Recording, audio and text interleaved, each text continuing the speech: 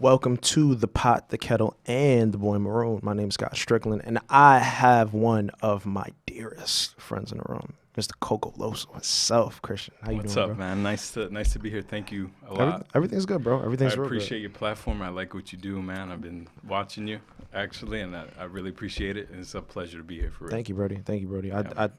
It's weird because it's like you've been one of the people that's been an inspiration to me, and it's not even something we talk about. You know, since Coco, he's one of the first people I've met where it's like he's kind of like a unicorn. You kind of go with the flow with everything, and you do what you want, and it doesn't really matter what people think. You know, I mean, what people say. It's just like, if I feel it, I feel it. I don't. I feel like you'd like that with spaces, people, just energy in general. Yeah, for sure. Where do you think that's derived from? To be honest, I got to say that comes directly from my parents, you know. My father is a super strong individual. He came from a wild household, you know, but that never changed him. He always stayed the same, you know. He was always making sure he was fly, smooth, always looked good, no matter what the situation was at the crib. It's just like when you bring yourself outside, you carry yourself a certain way, you carry yourself with respect, you demand respect, and you just... You carry yourself like that, and I think I get that directly from him. You know, never move to someone else's agenda or cord or anything. It's you. You do what you want to do, and he instilled that in me at a very young age, and I think that's just what that is. You know, I exude that. As honestly, bro, it's just so weird because me and Don, I think you met Don. We had this conversation. Yeah, for sure. We had this conversation in regards to like our parents and how they influence us. So the way I would describe it as, when you're in a broken home or like a single parent home, there's like this chip on your shoulder that you just walk around with. As to you guys, you two, where there's this chase for positive energy.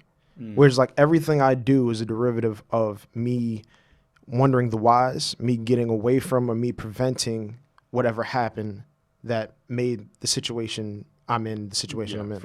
You feel what I'm saying? Yeah. Where you guys, I think everything is the counter opposite, which is like, yo, all right, this isn't positive to me and what I'm trying to do, so I'm just leave it. Or you guys, this conversation is a little negative, I'm just get away from it. Like everything is up for you guys. Yeah. So it's weird. It's not weird. I don't want to say I expected it, but it's just like, it's not surprising when you say like it's the influence pops. Yeah. So I don't know if y'all met Mr. Ramos. Mr. Ramos is smooth. Yeah. He's smooth, dude, man. but it's not even just about being smooth. He's energy. Yeah. I've been around both your parents and even moms. Yeah. They're just beautiful people. I was speaking about her today. She's a literal angel, you know. Like I'll take anything from them, you know.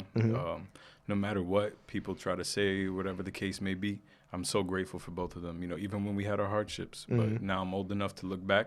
I'm grateful for everything they ever did for me, both of them. So salute to my parents. No, bro, man. but I'm gonna send them this clip. They're gonna love that. No, you got to. Yeah, shout out to the Ramos family. Shout out to the Ramos family. But it's just like you notice things. Like I've always noticed how you are with your parents, and I watch you. I watch Jalen. I watch everybody with their parents, and it makes me reflect on mine. On what type of relationships? Because I think I told Jalen in the last episode, I was like, bro, you played a part in me saving. With your mother, right? Exactly, but you did too. Okay. But more so in just the way you guys are. Like it's just nothing feels forced. Everything just feel like mommy. Yeah, like everything just feels. Yeah, you know, and you know, like anything else in life, that came with time, and that came with hardships, and that came with just a grind almost. But I'm so grateful, especially when I was able to move out. That's when our relationship blossomed. It's weird how that happens. Yeah, it really does, because now they're able to miss you. Now they're able to appreciate you when they see you again. You know what I'm saying? So they see you. They're like, you know what? Oh, I'm so proud of you. You know, all this stuff. So, but once again, salute to them. Salute to Half too, man. That's a great dude. That's my dog. That's my dog. You know what I mean? Both of you are. Yeah. And, you know, I even when we're going left and talking about the most wacky shit, like sometimes you just can't help but listen and play the fly on the wall. Yeah. And you guys, being around you guys kind of inspired me to do this. For both for like our differences and for, you know, the positive aspects. Like I remember when we all tried to do it together. I was gonna mention. And we tried to do the podcast thing, you know. But I feel like the biggest problem is just I was looking for, and I feel like we all had like different intentions. Yeah. But me specifically, I was just looking for like content. I feel like we all have great conversations together. Yeah. And when the podcast thing happened, it just felt like, all right, there's things this person doesn't want to touch on. There's things this person really wants to touch on. And we did have like red flags that we exactly. And it's going to happen. up. You have that. You have sure. that relationships. You have that friendships. You know, I felt like with all these restrictions, it was like, damn, like we all really have great conversations. Yeah. And by putting restriction on it, it's just holding it back. Yeah. You feel what I'm saying? And I could have great conversations with you guys dolly. Yeah. You feel what I'm saying? So for me, it was building a platform where I could just give my friends the space to be vulnerable and digest everything with honest thoughts. That's why when you have that conversation. Exactly. That's why when you ask me like, yo, is there anything you want to like prep or written down? It's like, I already know you, bro. I have a feeling what we were going to talk about. Yeah, me too. Well, right when I sent you that, it's like I kind of felt like everything I mentioned is like something that we would have spoke about because these are things that it's not like an elephant in the room, but it's like, why you have to speak about these kind of things? You know what I'm saying? Mm-hmm. I think with it, and we're going to touch on the topics, but they're topics that me and you both, we've had our dab in, like we, you feel what I'm saying? It's something that's an onus to us. Yeah. You know, and one of the topics that we wanted to talk about today was depression. Yes, right? for sure. And it's weird because again, we all have a foul sense of humor. I swear. You know, but as you get older, you realize it comes in different forms. Yeah. So I think my next question for you is like, when did you first like realize that, you know, if you had it, you know, realize like, damn, I'm really in this funk, this funk of depression I can't get out. Man, I gotta say, it's super early on. You know, super early on in my youth. I remember just certain things would happen, and the way I would process it would be alarming to, let's say, my parents or something. You know, and I didn't think anything of it. You know, you know, you get into these cycles and these things that you do, this habit that you start to create for yourself, and those things aren't healthy for you, you know. And my mom would pick on it super quick. I would just be, if something was to happen, I wouldn't process it right. I would stay to myself for long periods of time. I wouldn't get out of bed for days, you know. Whenever something like that would weigh on me, and you could just tell, and my problem would be I would become self-destructive. You know, that's how I would handle those things, you know. And that's just a lose-lose. So, you know, you're going through it, and then I felt like the only way to handle that would be to beat myself down even harder. You know, whether it be through, you know, vices or just socially or anything. You know, it's just my way of handling that would just be negative, you know. And that's something I wanted to talk about today, you know, healthy ways to deal with it as opposed to those toxic traits that you are accustomed to, you know. So what do you feel saved you? Damn, man. Or even if, because you know, I mean, sometimes you could still be going through it. It's ongoing. But what do you think is helping? Damn, man. You know what? Then again, I got to bring it back to, you know, my parents, my mother. She's really like an anchor in my life, you know.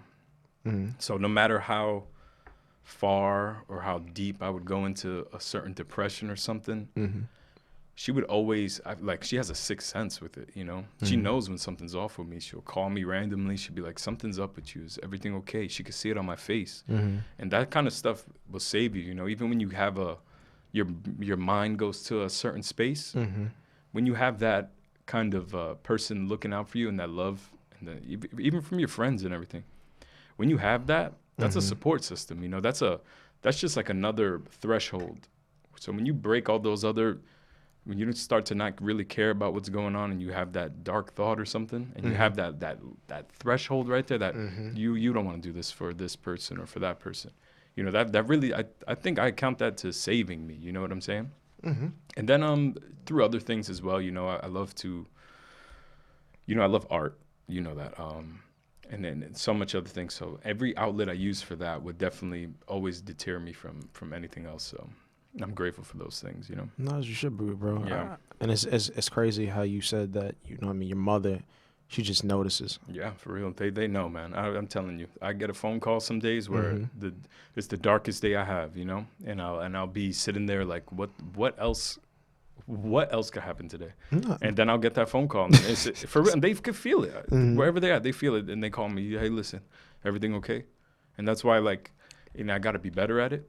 But whenever I do get that hunch, I pick up the phone. I got to call that person, you know? And I've done it before for whoever. And sometimes you miss, you know, sometimes you call that person, like, no, I'm fine. Like, I'm chilling right now. I'm at the restaurant. All right, cool. I'm just making sure you're okay, you know? But I got to get into more of doing that. But that's important too, you know? Because I feel like nothing that comes into your brain is for no reason.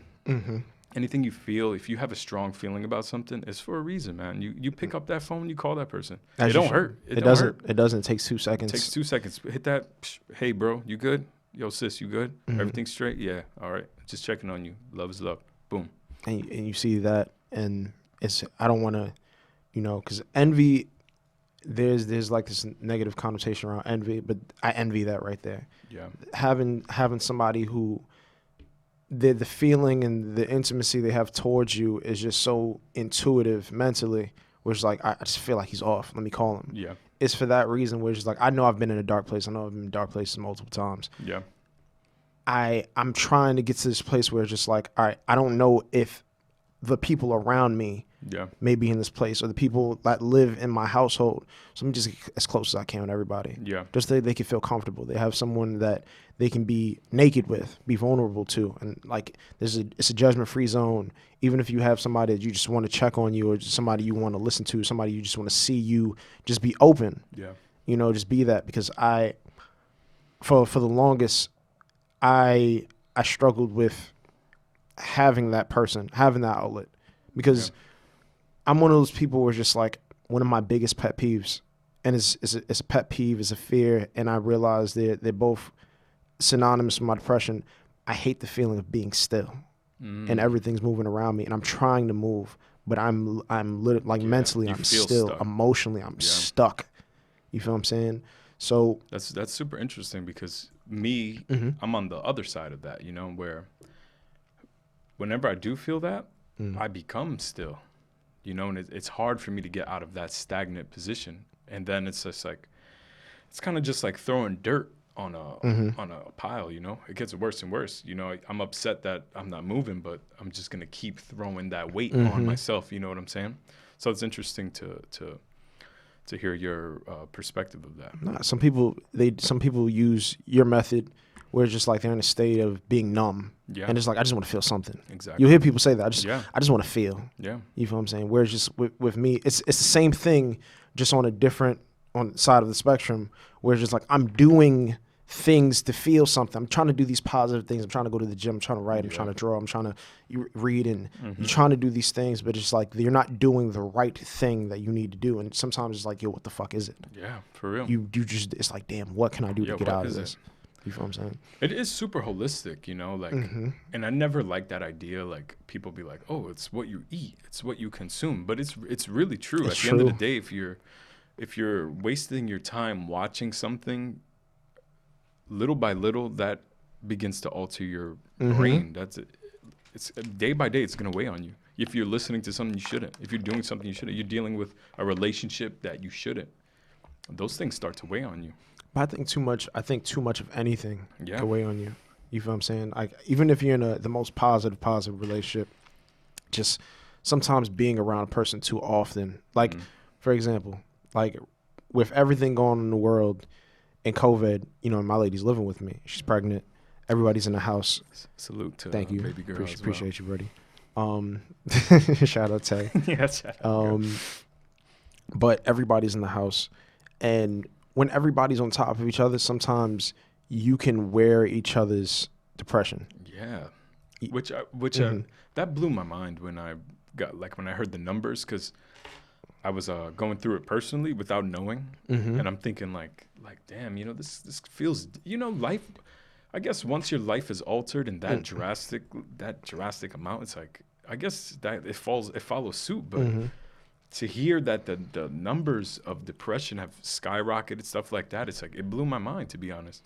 But then again, it all makes sense, you know? Like, just like you said, when you're wearing each other's depression. But it's weird, because you said, like how you just said just now, to piggyback, you didn't know. It happened without knowing. Like, sometimes you could I'll be in the midst of just working and trying to do all these things to get these things done, and I get one of my biggest flaws. I'm really unorganized, and I'll try to do a bunch of things to get a bunch of things done and get nothing done. Mm-hmm. But doing one thing and then fucking up at that one thing is just like, oh, like, and you got that feeling with everything you're doing. Yeah. You know what I mean? And you start to realize like, yo, what the fuck positive have I done? What have I done to put me at a 10?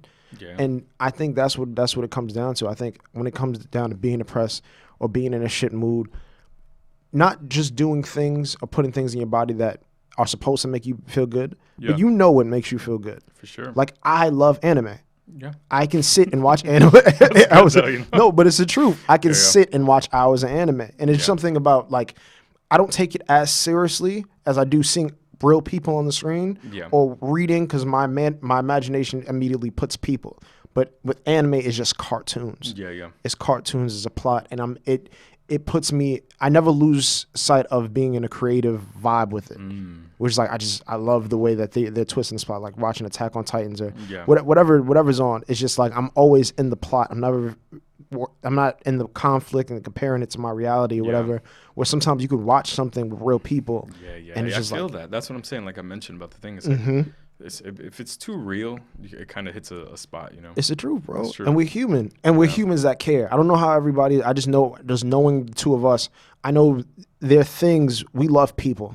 That's true. Do, and we want our people to be happy. And you feel what I'm saying? So when you see things, people being fucked up to people or whatever, it just puts you in a foul mood.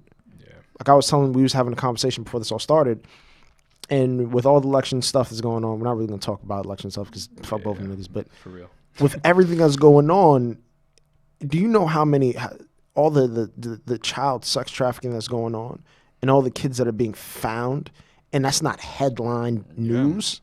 It's not front page. Put the little blind eye on that one, man. No, but it just shows you, and this is why, like, the influence of social media. I didn't realize, because you hear people say that like people are getting depressed with social media, like likes and stuff like, and I try not to get into that because again, that's not something that's tangible for me. Like if you don't like a picture, you don't like. I don't care. But when you see people are suffering, people are legit suffering. Yeah. And then all you guys care about is whether this guy has his mask on and he's running for whatever. Did he do this, or the son being a crack? I don't care about that. For real. There's bigger fish to fry, man. That's how I feel. And I feel like, but that's how it's set up for us, They put the things that we should care about on the front. And it's all bullshit to me. That's why we spoke before this. We said we're not going to talk politics. In my personal life, I don't even talk politics or anything like that. And people get offended sometimes when you say that. I don't think you should. Yeah, and that's how I feel about it. I'm like, listen, don't worry about what I'm eating. Don't worry about who I vote for. None of that. Because guess what, man? We're in between a rock and a hard place. But it's like food, right? Food that I feel like is good for me doesn't have to be good for you. Yeah. You could be a vegan. Eat your little kale. I'm about to say. Your little kale chicken wings. You know what I'm saying? Right now, what we're watching on CNN and that's pork. Yeah. To some people, pork tastes good. To other people, pork just makes you feel. Yeah, it's the worst. You feel what I'm saying? So that's what it comes down to. And I think accepting things for what they are, it kind of helps you not be in that realm of like, all right, I'm not attached to social media. Yeah. I'm not attached to what's going on the news. But once you attach to your reality, it builds and it adds on to everything that's happened day to day. Yeah. Because even went back home, like again told you, moms didn't get laid off, but they fucked her in terms of her bread. Fiance is out of work. My little brother has his own stuff, that his old ordeal of stuff that you know what I mean. My little sister's growing up and becoming a young lady, and eventually I want to move out and I want her to live with me. I want to raise my sister. You feel what I'm saying? And then I got a little one on the way, and bro, I've never, and it's weird because I don't think I've ever feared any man. I've never feared any issue, any situation, since like finding out I was gonna be a dad. I'm literally terrified every day, bro. I wanted to ask you about that. How's that feel, man? I'm not there. I'm not there yet, and I don't think I'm gonna be there for a while. But one salute to you for because this is no laughing matter, to have a child, especially right now in this climate, I feel like is it's got to be nerve wracking. So I just wanted to ask you, how are you feeling? One, I'm. and then once again, I know you personally. I feel like you got it all. You know what I'm saying? Like, in terms of what you need to do for your child. I appreciate that, bro. I feel like you know what you got to do. You know what I'm saying? Unfortunately, you might have not had the best example. Like, you didn't grow up with the best foundation, but you know that now. And I feel like you are going to do everything you can to support your children in any way and be there for them in terms of a family. So how you feeling, my brother? That right there. And I'm gonna get to how I'm feeling overall, because it's not all negative, but it's like one of my fears with that is doing everything I can and not knowing whether or not that's the bare minimum. You feel what I'm saying? Because it's just, you think about all these things, you take mental notes of what happens. You know, you have those parents who are just like, I put a roof over your head, I got clothes on your back, I got food in your stomach, and you're good. Yeah. That is the bare minimum, bro. That is the 60. Remember your regions? You need 65 to pass? That is your 65 as a parent. That's the 65 right there. I fed you. You had a place to stay. And that's you just passed. I kept the roof over your head. Exactly. But there's just so much. You are literally building a human being. You know what human beings can do? Human beings cause wars. They build life. They create plants and technology. They can do the most beautiful things or the most destructive things. Seriously. And all you did was feed this nigga. Like, sometimes you got to really see. You got to say yourself. It's like, yo, I can't see like that. Yeah. I'd be wrong to myself, and I'd be wrong to kids that grew up like me. Yeah, for you feel what I'm saying? So I think about, like, yo, what all did, and I don't like knowing. I don't like not knowing. That's another pet peeve. Top tier pet peeve. I hate not knowing. That's why I like information. Yeah, for sure, I like being aware. I like reading. I just want to know. I don't want to do is be smarter than anybody. I don't think that. That's when you're a fool, when you don't think you can learn anymore. Exactly, bro. I just assume I don't know anything. Yeah, seriously. Honestly, I wake up every day like, yo, I just don't know everything. I need to put new information inside. That is, now that you mention it, does remind me that is one of my pet peeves as well. You can never not learn more, man. You can't. From anybody. And there's nothing wrong with letting someone teach you something. Let someone finish their sentence. Let someone speak. Let someone... bro. Listen. Exactly. Listen. There's nothing wrong with that. Listen, bro, and that's the thing. And I think we're in an age. And I think we've always been in this age. I just think that social media kind of puts it to light more, where people talk to talk and they don't talk to, or they listen to talk and they don't listen to listen. Yeah, for sure. You feel what I'm saying? And that's the thing. I just want to know information. But in terms of being a parent, bro, like, I remember there was one day I was in IHOP, right? I think I've told the story. Shout out to IHOP. Yeah, shout out to IHOP. Remember we used to do them free pancake days, dude? Oh, man. We used to cut school for those. That's a fact every year. What's funny is I think niggas just stopped doing it like 2 years ago, because Meech was still calling me about this shit. He said, yo, it's free IHOP, bro. Free pancake day. But I remember I'm there with the family. I'm there. We're much younger. I think this was in high school, and my her back is to the window. I'm in front of her. My brother's on the right of me, and my sister's on the left of her. And then this dude, this older guy, middle age, he's sitting adjacent from me, and he taps me on the leg. You know, just random. Can I just tell you something, King? I see you and your family. I just want to, you're sitting in the wrong seat. You were with your mother, you said? I was with my mother. So when he said that, like, immediately, you get defensive, but it's just like, he's like, and it's nothing to get mad. That's what he said. He's like, I'm just letting you know, just man to man, older man to younger man, you're sitting in the wrong seat. And he was like, as a man, your back should be to the wall, because if anything happens, you have to be the first person to see anything and let people know what the next move is. Yeah. And I got so flustered, and it's not because he told me that. It's just because it's another piece of information I just felt like I didn't know. Yeah. So and that's the thing where, becoming a dad, I am so happy. Yeah. Like, the sonogram, I've never like crazy. I wasn't even supposed to know the gender. It's just once she like the Russian lady's angry white bitch. She was just no good morning, no none of that. We just sitting here, we're joking. She's This not is biting your me. baby. This is your baby. That's This what is your baby. This is your baby.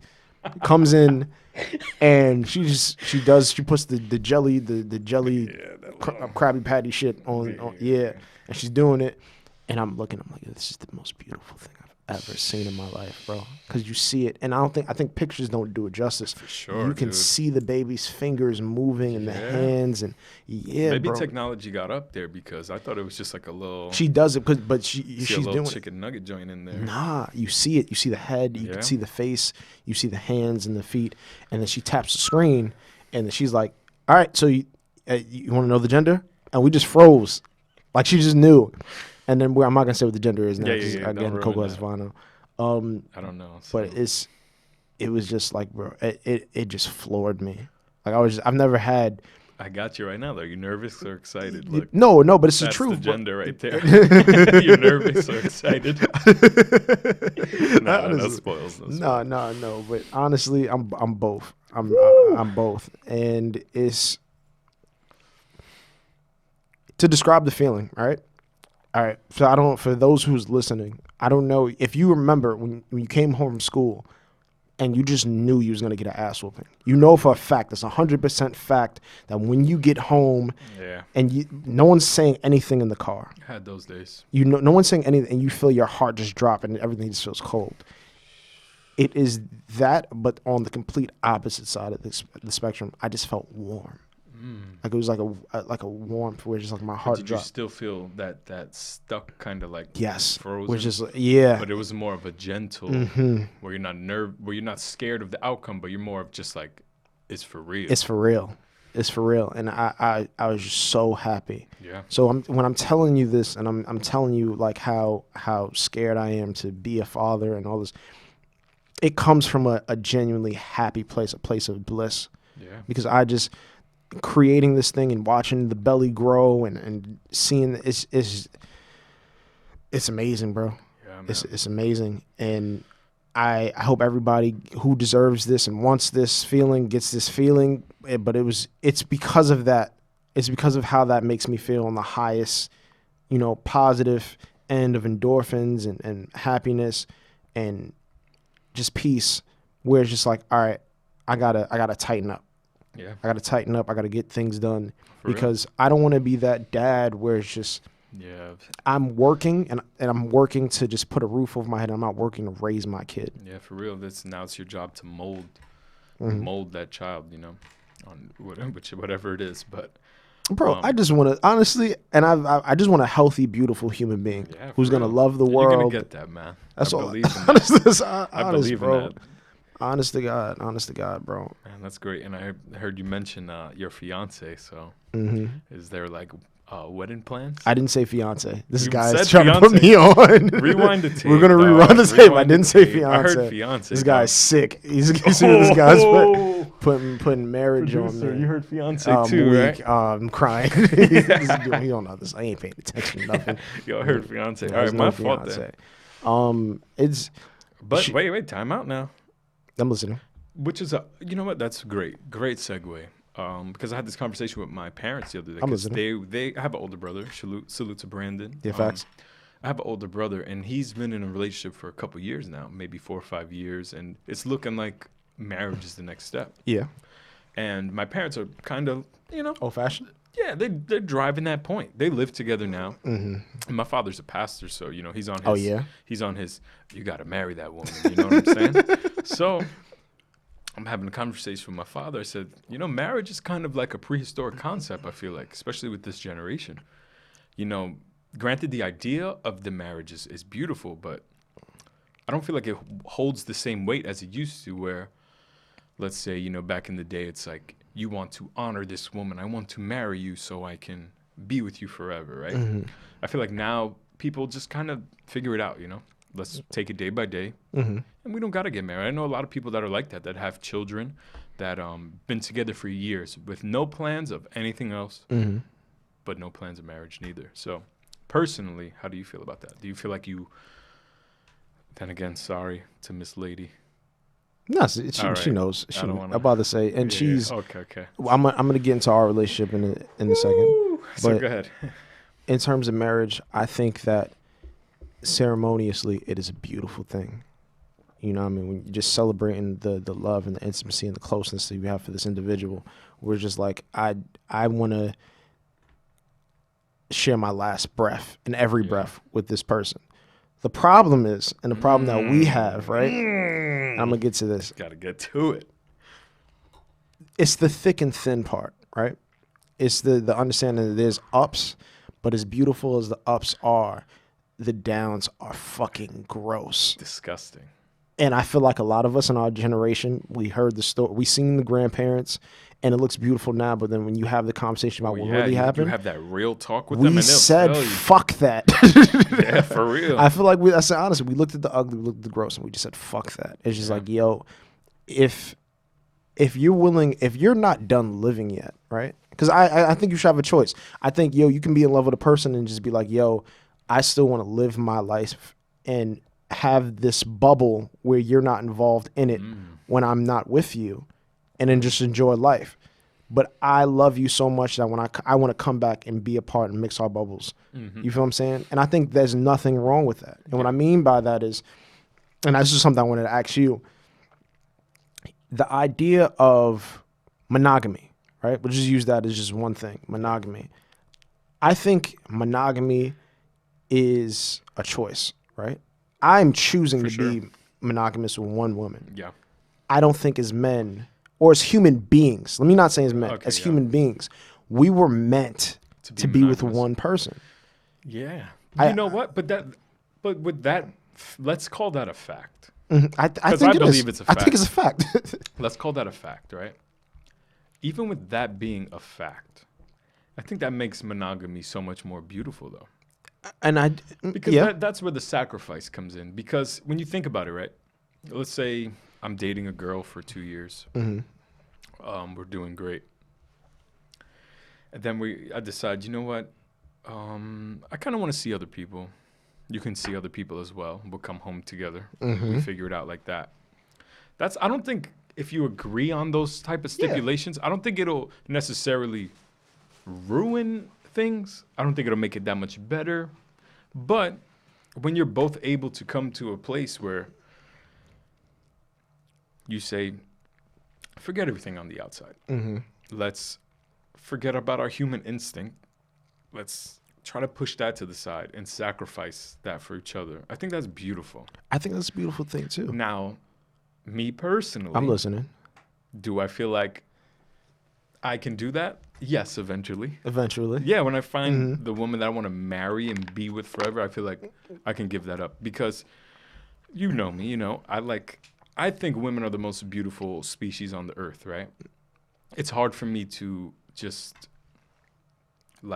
be so one-track minded at the age I'm at. You know what I'm saying? That part is hard for me, just because of I feel like life is ever going and anything can happen. Now, do you think that part is hard for you, or do you think the idea of that is hard for you? Because I think that's sometimes we get tradition. Yeah. The idea of tradition and being a part of tradition is just because I've been in both scenarios before. I've been free ball.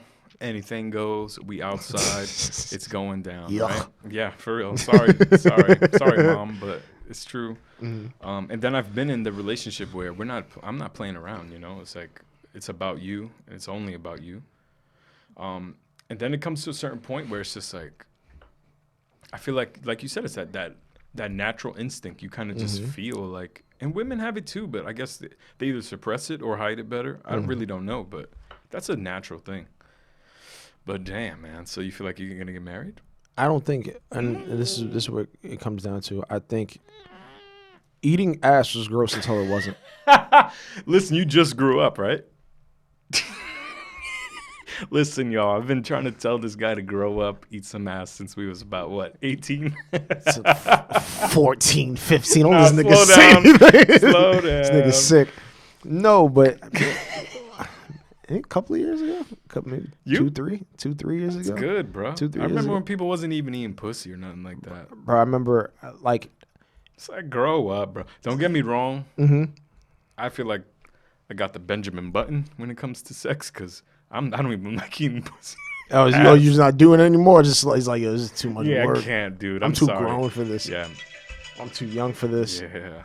I'm sorry, guys. I got an alarm for my naps. Well, I swear to God, I got an alarm. That's how you know exactly. Dad life. No, but you do nap that. time. Exactly, bro. Yeah, dude. Especially now, I'm super single, so it's like I don't feel like I want to just be too. Certain things for me is too intimate. Mm-hmm. I specifically what? Okay, for example, going down on a girl, that's too intimate for me because I don't know, dude. I just feel like I share that specifically for my partner. I feel like that's something I want to do for my partner. I can't be going all out freaky time with just anybody. That's just how I feel personally. No disrespect to all the ladies out there. Mm-hmm. Okay. Stuff like that is just too intimate for me. The holding hands, which is weird because I feel like I'll have unprotected sex with you. That's what I'm saying. But I do not want to hold your hand. Or eat pussy. I just don't. Yeah, and I'm really sorry about that. But I really, all I could do is be honest. No, but you're being honest. Everybody has their... Yeah, dude. That's something that like I really have a hard time with. And I've gotten like a lot of complaints about that, you know. They'd be like, wow, so you expect me to... I said, I don't expect you to do nothing. But you can't expect me to just hop out the window like that. That's just how I feel, man. I'm sorry. I think I've had a problem with this too. The idea of being raw and some pussy, but won't put a condom on to put. I think Jalen told us this years ago, and we just go fucking weirdo putting a condom to get head. Oh yeah, dude. Listen, dude. When I found out that was a thing, I was flabbergasted. What the fuck is this? Listen, I must have got miseducated. Who the fuck is eating lollipops with the wrapper still on? I don't even understand this shit. Balloon out of here, dude. No, I'm saying though. Yo, son, but that's out of control. And that's why I was like, yo, this nigga's too mature for me. Yeah, you got to keep real, him dude. around. I don't believe that though. Not for 1 second. You know when people say things that sounds good, and you're like, yeah. He's like, that sounds cool. It sounds, you know. You have to get some head. You're about to back a condom. He's like, wait. I gotta be protected.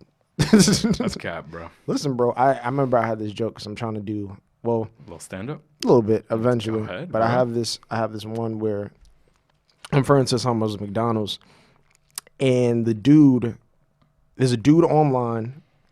And he's just sitting there. I'm waiting for my food. I think I'm with Martin in the car. I'm waiting for our breakfast sandwiches. And she gets his sandwich wrong. Shout out Martin, my brother. Yeah, we're a gang. She gives the wrong sandwich. And I have a smoothie in my hand. Pull the mask down. And I'm drinking the smoothie. And he looks. And I'm thinking, like, maybe I'm not giving this guy 6 feet. So I back up a little bit. And he's, I don't understand what you're saying, sir. You got the mask on. He's like, the mask, can you, come on.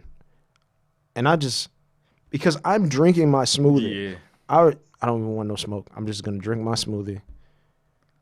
He's like, I wear it for you. He's still talking. Get my sandwich, I turn around.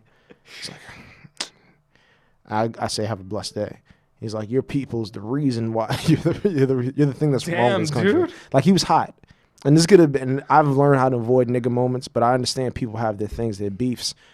But for me, he had a mask on. So it's like being in bed with another woman, right? And she's about to let you hit it. And she tells you to put a condom on. Or you just knowingly put a condom on. And then you stop mid and just be like, the diaphragm, can you... Come on, I will one for you. Throw that on. Can you throw that on? I want to douchebag it. You don't do that. Can you get the grocery Can you bag, get it? please? I'm trying to recycle that thing. That thing is disgusting. But but to me, it's just like, yo, you move to keep you. I don't even know how I got to this segment. Oh yeah, head, protective head, Jalen, too grown. That's some fake shit, I'm going to be honest. I think it is too, bro. It's just gross. I never heard that in my life, dude. Bro, that shit is, I've heard it, but it's just like, why? But in real life, like, I don't even know a girl that would do that with a thing. I feel like, there. And I've talked to girls. Okay, maybe, yeah, but. Every girl I've ever asked is like, what? Do you think I'm dirty? Like, yeah, why do girls get offended when you go to pull out a condom, dude? You think I'm dirty? Like, what the fuck? I'm like, no, but if I go try to hit this raw, you're going to think I'm a skis too. Yeah, I know it's a maybe for me. Maybe you're all dirty. You know what's funny, though? I was thinking this, like, the other day. It's like, it's really like a lose-lose. Let's say whatever you meet a girl.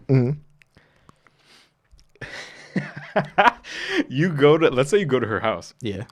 You go to have sex with her, and if she got condoms in the crib, Oh, you fucking. you in this shit you go, she's safe. Then you go, she's too this safe. bitch fucking for She's real. fucking. And which is nothing wrong with that because I feel like it's an equal playing field. But it's just like it makes you think. It makes you think like, damn, who else is in this? Like fuck, dude. But I think that left once I left high school. Of that thinking. Oh yeah, for sure. Like remember that whole like body shit? Yo, I was talking about my little brother's still in that phase. Yeah, he's on that phase. Yo, because that's part of it, bro. That's part of growing up. It's like explain the body thing. Okay, so boom, body count, right? It's just the amount of people you have sex with, the amount of different partners you have sex with, and that'll be your body count. Yeah. And growing up, this was a fucking phenomenon, if we could be honest. Every time you get a new one, you gotta holler at your boys or whatever. You give an update, and you try to outdo each other. That's how it was growing up in high school. I'm gonna be honest. Like, even though that probably sounds gross, that was gross. It was a slimy life. That was part of what we did. Like, oh yeah, bro, yeah, I just got a new one. Oh, or this, or where you at right now? Oh, you got this. Like, you ain't killed this. You really, this. bro? You a virgin? That you a virgin was crazy. Yo, The you a virgin was out of control. That broke my soul when I was growing up. In middle school, no, but in middle school, bitches was pregnant. So like, I went to a completely different. Out. I know. I went to the school. I was like not a late bloomer, but like I tried and failed miserably, bro. Same. Yeah, so same. I took some time off, got right back. Stupid. Sometimes you gotta let that chill. That's what for happened, a minute, bro. dude. This guy's a vet. I can't with this man. Nah, dude. But I remember I had this logic where it's just like, yo, you can only have 3 bodies to your name, right? As a woman? As a woman. In high school, there was the thing. Yeah. You had to have your first. Yeah, your first love, your rebound, and the boy you just can't get rid of. You can't get rid of. And like, that's it. Because that made sense to me back then. And then and time out before you continue. I just want to make this super clear. We're speaking on just like an honest thing that we did when we were younger. Yeah, we were stupid. Very literally. Fucking stupid. We do not feel like this right now. Oh, I don't feel like women. Not at all. I don't. And men or you should have a different body count. I don't even care about the fucking body count. Listen, man. This is just we're reminiscing of a different time. As long as everything is good health wise and the shit clinch like it belongs to me, I don't care. Like I'm not even into all that. I'm about to say Kegels. The Girls Kegels. think they doing something with the Kegels. I'm like, this hurts? I'm fucking. Can you chill now? Yo. No, you get the Olympic pussy bitches with a shit. Yeah, right. Ooh. I'm like, I don't know. Maybe. Hold up. I fuck with the Kegels. I like it. Yeah, I think it's not bad, but it's like, you do them, but you don't gotta show me nothing, you know. Unless your joint is just. And then again, I've never been with a girl that you know how people be like, yo, she loose. It's like, bruh, pussy kind of just do what it do. I think you know that room. I feel like that rumor came from. Yeah, there's a lot of just these like things that men have said that's like remember like the Gap thing. Oh yeah, she got a. It's like, bro, that's her legs. Her legs are made in an angle, like, dude. Nah, bro, they be running through her. Bro, August Martin. She's a hoe. It's like, bro, she's deformed. I'm fucking weak. This nigga's sick. Nah, this sick guy. This guy's sick. I made me forget what I was gonna say. Nigga said she's deformed. Yeah, but bro, I feel like those things are just myths, bro. Nah, the but fucking vagina is capable of amazing things. You could throw a fucking baby out of there. You're gonna tell me that thing don't come back? 900 pounds of force to push a baby out. Are you shitting me? That shit is different, bro. That shit is different. Bro. Don't get me wrong. I'm one of those dudes that made jokes just to make jokes. Like, you know what I mean? Man. I've been with a girl and be like, yo, I ain't gonna lie, like. It's cool now, but in the beginning, I just feel like I had to pick a wall. Like I've made jokes like that. That's so tough. I feel like we should be able to joke like that. I'm lying. Yeah, but then she'll come right back at you. Exactly. Like, you got the little string, He's boy. Like, this shit. A lampy, and you're like, this? What is aw? Oh, the aw. Bitch, kill me right now, then. Bitch, do like just. I ain't gonna lie, you ain't never want to fight a bitch, so she gonna just to your dick. Like it's cute. You just be sitting there like, look, this is mine. Make it shake a little bit. This shit. Oh, those are balls. Bitches love to make it jump. Make it jump. I'm Make it crying. jump. Yo, that's fucking No, hilarious. I just feel like in high school we were just so blind and ignorant to For what sure. really That's happens. that peer pressure you want to fit in with your boys, you know? Yeah, bro. That's really, I'm not even going to hold you. That's what really drove me to start dealing with mad girls because I like, I did like a lot. I did like the girls like that. But that was like a driving force as well, you know? Just because you want to be like, you want to be cool. You want to, oh yeah, I got chicks, yeah. Boom. Yeah, but see, but look, bro. Once I got older and like I was just dating. I'm not dating for anybody else. I'm just dating for me. I really enjoy dating. Like people don't realize, monogamy is cool, but dating and being single is its own beauty. Okay, by dating you mean dating. Like I could be if we could go. I like the conversation. I like to take out. I like the experience. If sex is a part of it, I like the sex. If it's not, it's not. That's my whole thing. I don't care. Like I love meeting new women. Yeah, I love talking to it's a a girl. beautiful thing. I love an intelligent girl. We can have a nice conversation. See, but she doesn't. I love a funny girl. I love an intelligent girl. I love a talented girl. I love like you feel. That's my problem. I love attention. Like a woman's attention, bro. That's like fucking cocaine right there. See, but I understand that. I understand. I think with me, it's just like I understand the value of having women around. Like I have genuine platonic relationships with females that I don't want any type of sex with. For sure, me too. And I think it's just beautiful because we have our own relationship as dudes. Yeah. But as women, we also, as you know, well, not as women because I'm a dude, but with them. And women appreciate that so much when you're the guy that's not trying to get in their pants and you can have a conversation with them. It's like, that's a beautiful thing. Bro, I got a homegirl right now and she's, at one point she was like, I'm not going to say up in the air about me, but she was up in the air about just being friends just because like she just felt like every boy best friend or friend has always tried something. Do that little shot or something. It's so much more beautiful when you don't do it though. Yeah, that shit is weird, bro. I'm so grateful for all my homegirls. I have a lot of homegirls that it's just, and I never had to cross that line with them and I never intend on it. And it's just like, it gives you a whole perspective of women too. You get to really see the nitty gritty on these girls. You bitches is funny. And you know what's funny about these women too? Ain't nothing a fucking girl likes more than a guy that got girls. That's the truth, and that's crazy too. Which is crazy because you would think, let's say me and you, right? Yeah. Single. Say me and you hit the club when the club's open. Fuck Corona, we hit the club. Me no and mask. You in there, yeah, no mask. You got to see it, see it. We're in the club, right? And let's say there's 2 girls. Matter of fact, 1 girl. She's at the bar. I think she's fine or whatever. I'm like, yo, I'm gonna go holler at her. Boom. Let's say you close to me, and I go speak to the girl. If she sees both of us, and she's really not like, she's gonna kind of be like she'll see. Let's say it's me. I'm with 3 girls, 3 of my homegirls, but she don't know that. I'm with 3 homegirls. She see that I'm having women attention already. First thing she's gonna do is look over there. She wants to know what is so motherfucking fascinating about me that these women want to be around me. And now she's intrigued. But if I was alone, you would have not looked my way. See, but that shit blew my mind. But listen, there's a difference between being on the hunt and being on the field with a badge. And that's what it kind of looks like. It looks like you're on a field with a badge and everybody's just kind of... Oh, that's a good point too, though. When you have a dude, when you're with another dude, it's just like, yo, they just know we look where like the bitch is wolves at. Out here. They about to say what a bitch. That's how like niggas wolves. look together. Nah, bro, for real. One time I remember we was at damn, bro, whose birthday party was? I don't know if he was there. We was in the city. Somebody's birthday party. Birthday party. Is it in the name? City. Shit, dude. Does it even matter? I want to say Kyle, but nah, Kyle did something in the Woodland, but R.I.P. Woodland in Brooklyn. But we was in the city. Woodland. We was in a basement. You don't remember? You wasn't there? A basement. We was in a little bar thing in the basement with the couches. And they had like the music was like female friendly. Kinda, yeah. But okay, so do you remember what happened that night? When you had the cute, the pretty big booty bitch. So we sitting there all on the couches and stuff, right? We with a couple dudes, a couple girls and everything, right? There's these girls there. They look like motherfucking IG models, correct? I don't want to... You tell me. No. They were beautiful. They're beautiful.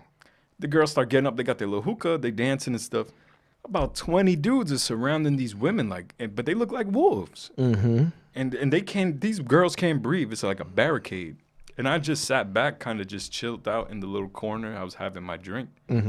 And surely enough, one of them just came And I remember because I was so proud. Like that was kind of crazy. I was so proud because it's like, yo, and I'm saying this one. Coco has been wanting to lose his black virginity for so long. I did. And to lose your black virginity to this, It wasn't to her, but it was one. No. But I'm saying the fact that there was a pot. Yeah. Like it was just like, all right. But yeah, so that's what I'm saying. So it's like that's true. That wolf shit is no joke. It doesn't make you look approachable. Yeah, it's not, dude. There's nothing a girl wants. Yeah, you just got a bunch of 20 dudes for you to go and see that dude. Yo, excuse me. Hey, hi, how you? Because they may want to talk to one of you, but because of the way you are, it just makes you guys look like just a flock of just one. Like all y'all look the same. And then it's like subconsciously, there's this thing called like a pack mentality. I'm listening. Where, without knowing it, it's like if a crowd starts to move a certain way, you move in the crowd. You know, it's like you might not know, but there's a gun. You start looking, exactly, start running, or you see a bunch of people stomping this dude out. You might just throw a Tim in there, you know. You might just throw a little kick in there for real. It's just that pack mentality. It happens though. It's like subconscious, but no, bro. But I think what I think is real sick. I think when you want to become a female's best friend to kill and it's premeditated, I think that's sick. Yeah, that's a different type of nasty. That's because you got to think about how they feel about men throughout the course of their day. Yeah, women are like I would be terrified, bro. And that's another thing too. Like, I'm so grateful for my homegirls and stuff. They gave me so much insight of what they've been through and the stories of stuff. It's like it's way too common, bro. Yo, bro, they be polite to not die. For real, that dude. shit is different, bro. Yeah, I'll give you my number. That blows my mind because that's something I would never experience. Like the closest I ever got to that was going to a gay bar and gay guys hitting on me or maybe grabbing my jacket or something, but never nothing of following me home. Doesn't man threatening me. You know what I'm but saying? But see, look, sometimes you gotta like. I remember the closest, and I've had two experiences. But I'm gonna tell you one, right? I might tell you two. I was taking the garbage out at Starbucks. And I'm over here just whistling, singing and shit. And there's this dude, and he's laying down across like by the next door by head. Coffee, listen. He has these towels on his lap, and he's eating his food on top of the towels. And something just told me to nod. I'm just being polite. Just nod. Shrugs his shoulders. Moves the towels and the food, and then just backs out his joint out. He just boy was trying to get that dark roast. Wow. Other story. And this is when I realized, yo, I ain't gonna lie, it's terrifying because this was the dude that's involved in this story was not an intimidating dude. Okay. You feel what I'm saying? First dude was a little scary. No, they're both. Okay. I don't even want to. I don't find men intimidating. But a specific type of men. I think it's because the way I grew up. Well, I don't find these men intimidating. Gotcha. You know what I'm saying? But this guy's not muscular or whatever, and I'm coming from the E train. I'm like 3 stops away from my stop. He sits down, comes in the car. He sits. I'm standing here, and he's sitting. I'm standing. So I would be standing here, facing the wall, and he's sitting right here, and I'm looking at him. I'm looking this way.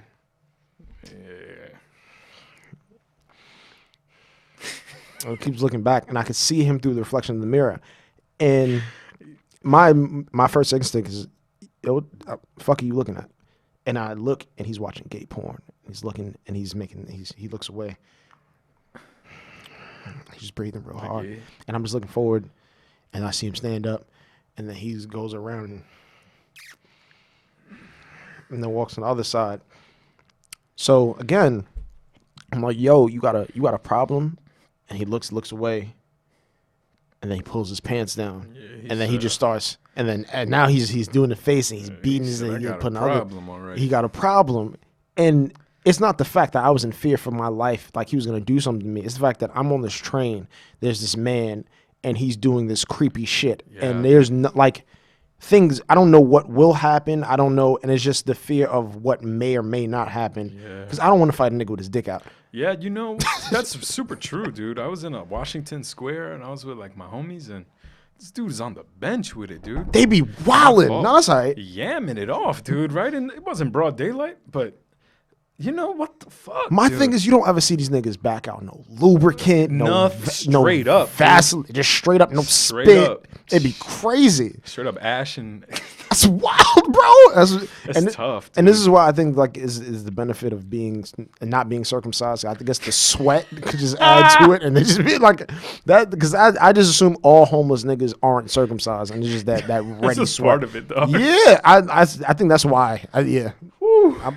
Bro, is different, bro. Is really different. So to walk every day, just knowing that it's a possibility of these dudes doing something, and it really breaks my heart though, because I would see a beautiful girl, dude, walking down my block or something, and I have every great intention, and I might want to say, man, you look beautiful today, but out of every fucked up circumstance she's been in, she's not even gonna stop to hear me. She's gonna just keep running. You just want to chill out because you want to be. You don't want to come off as a creep. And I don't. I really don't. I actually like for a while now, I'm starting to like try again. But I would not talk to girls like first. Okay. Not like I wouldn't talk to any girls, but I would leave them the fuck alone, dude. They go through way too much. If you want to speak to me, throw a little eye at me, throw a smile at me or something, I'll come over. We can have a conversation after that, but I'm not gonna bother you with all these fucking hyenas and shit out here, dude. I think there's settings. I think there's a time and a place, and I think real. there's hints. There's genuine hints. Yeah, for sure. That's what I love is that little. If I catch you looking at me twice, then you throw a little smile at me, it's over. I'm saying, but even if like if I'm reading, like if I'm in a coffee shop somewhere, because I'll go to what's it, fiction? What's the fiction? The bookstore I go to downtown Atlanta. If you guys know what I'm talking about, I'll go to that store and I'll go to the coffee shop not too far from that. And if I'm reading something, you ask me what I'm reading, I'm just assuming you want to talk to me. Yeah. And like we'll just have a conversation. I just want to have conversation, yeah. And not even to do anything. I just really like talking to women. See, I got it all fucked up, dude. I think if you open your mouth to me, it's like you want to be with me. Yeah, I'm weak. See, look, I swear, I don't know if I'm fucked up for that, but that's another like you're truth. A man, dude. If I feel like I don't care where we at, if we're on the train or something, and you're like, I like your jacket, I'm like, do you want my number or something? Do you want to have sex? Nigga said you want to fuck. Yeah, do you want to fuck with me or something? No, but that's besides the point. That's just some honesty there. But that's I don't feel like I'm really wrong for thinking like that because I don't move like that. You know what I'm saying? I'm not like you. I'm expecting it now, but I definitely do. Like, look what you said earlier. Sometimes you just want to be like, yo, you look, your outfit looks really nice. Yeah. Oh, you look really pretty today. Yeah. And I'm just saying that, just to say that. Just to say it. Like, I honestly, I don't want anything. Yeah, and I mean it. Like, yo, your shoes look really nice. Your makeup's really put together. Yeah, like the corniest thing would be like the guy trying to catcall, and then you don't get a response. You'd be like, well, you ugly anyways. You ugly anyway, like, bitch. Why'd you try that? Nigga. That's corny, dude. Just, you lost. Especially when he tries to throw some honesty in it. Just, you ugly. Your ass just fat. Yeah, like, he's just, but like, damn, my nigga. That's like, no, really he's like, I can't deny that, but, the ass was fat. The face is subjective. Like, I don't. Shit, dude. Nah, bro, but that's the thing. That's why I think that's why it's good as men. We have female friends, so they can know that there's good dudes out there that do exist and just want good intentions for you, with you. You feel what I'm saying? Because they can allow you to know a lot of things about yourself that your boys just can't. Yeah. I have a lot of females where, and I said this like in my last interview. Not interview, but I think I had a video on Instagram where it's like, people should be able to see your smiles and your cries. And what I mean by that is, you have happy tears, you have tears of joy, and then you have your tears where it's just like you're in a dark place. There should be people that are able to see that without judging you. Yeah. And I think sometimes when you do it with dudes, it's just the way we're raised. It's just like, oh, this nigga's crying. Yeah. Get your faggot ass in my face. Which brings up one of the things I want to talk about is about that the sexuality, and what's expected, what we feel like was expected. I don't know. I feel like everything's ever changing, but that's one of them. Like you just said, it's like, why are you crying, or man up? It's like those things. It's like those are. I feel like it's super degrading almost, to a man and to anyone, it's just, I feel like, I don't really know how to word it, but it's like those things are, it could be, that could be the wrong message to put to someone, it's like, why was it that, or why do we feel like because you're a man, you have to hold things a certain way and be a certain type of strong. I'm not saying that men should be weak or anything like that, but it's just like, why is there even a men should be? You know what I'm saying? Tradition.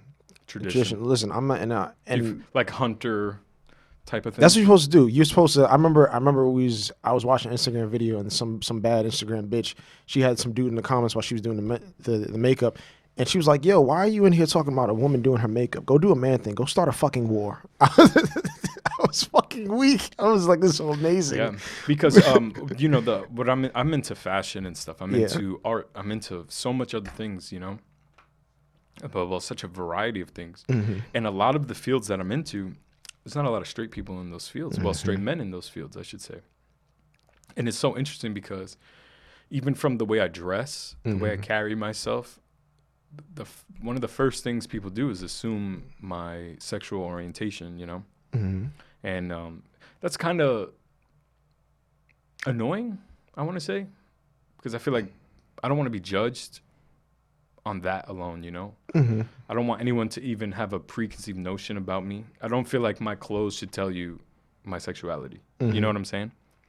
And it's like, that would be super annoying because I had conversations with people where, like straight men, where they go, and this I've got this so many times verbatim. Yo, man, I'm talking to you now. You're cool, man. But at first I thought you were gay. And I'll kind of like, so you didn't think I was cool because you thought I was gay. Yeah, that's a crazy sentence. Isn't that crazy? That's a crazy sentence. Yo, I'm finding out now you're cool. I thought you were gay. And it's like, bruh, like, that should be the last thing on your mind is what I do. See, you know? And I understand why you would have a beef with that, bro. But I think I've learned this a long time ago. Your opinion of me or whatever, it's none of my business. Yeah. Like, for me, it's just, I only care what you show me. If you show me a good person, I'm going to look at you as a good person. You show me as a decent human being, I'm going to look at you as a decent human being. I don't give a fuck who you fucking, what you put in your mouth, what you put in your clothes. Like, I don't care. Yeah. If you do something that's dope, I'm going to tell you it's dope. And I think, again, tradition. Yeah. Tradition is the biggest reason why people create preconceived notions. Tradition is the reason why we denigrate men for being vulnerable or people for being free. Tradition is the reason why we look at, you know, marriage the way we do. Yeah. And it's just like, it's going to take time for breaking out of that. Yeah. I feel like we definitely have been making strides in that, you know, like, you know, we both grew up, let's say, well, I'll speak for myself and then you could piggyback if you agree. I grew up in Brooklyn, New York. Not the most fucking ghetto area, but it wasn't the best area neither. Some would consider it a hood, right? Growing up, there's just certain verbiage and certain language that you pick up. Back then, and you agree, if you agree, you could tell me, we used to call stuff that wasn't cool, would be like, that's gay. Right? Which was crazy. When I look back at it, that blows my mind, but I'm 100% guilty of that because anything that wasn't of what we wanted, and that could be literally anything. You don't want to give me a discount. This nigga being mad gay right now. Yo, you order your McDonald's burger with extra onions. Like, That's yo, you're gay, gay. bro. Like, it has nothing to do with nothing, right? That's a fact. But I was so, like, happy when, I remember when it was happening. I forgot what year it was. It was the motherfucking like 2008-ish, where they officially was like making campaigns like stop using gay as a like negative measuring stick. Is it true? It's so true though, because it's like, and I meant nothing of harm to like the gay community, you know, when I said those things. But it's just like literally, like you said, tradition. That's just how we was raised like that. You know, I have gay family, I have close gay friends that I love with all my heart, you know, and I really feel bad for like those times like that. But I'm happy where I'm at the spot now where I know better. You know what I'm saying? It's like, but you got to be honest with yourself, and you knew, and this is the thing when it comes to people, it's not coming from a negative place, but it can be taken in a negative way. The way the connotation I perceive it as, and the way I'm using it, can be completely different. How you take it, it's like bitch and nigga. True. Bitch and nigga, the two things where it's just like, yo, nigga could be friend, it could be parents. I say my like mans. I'll say my grandmother's my mans. My grandmother's my nigga. Yeah. My grandmother's one of my best friends. I love my grandmother.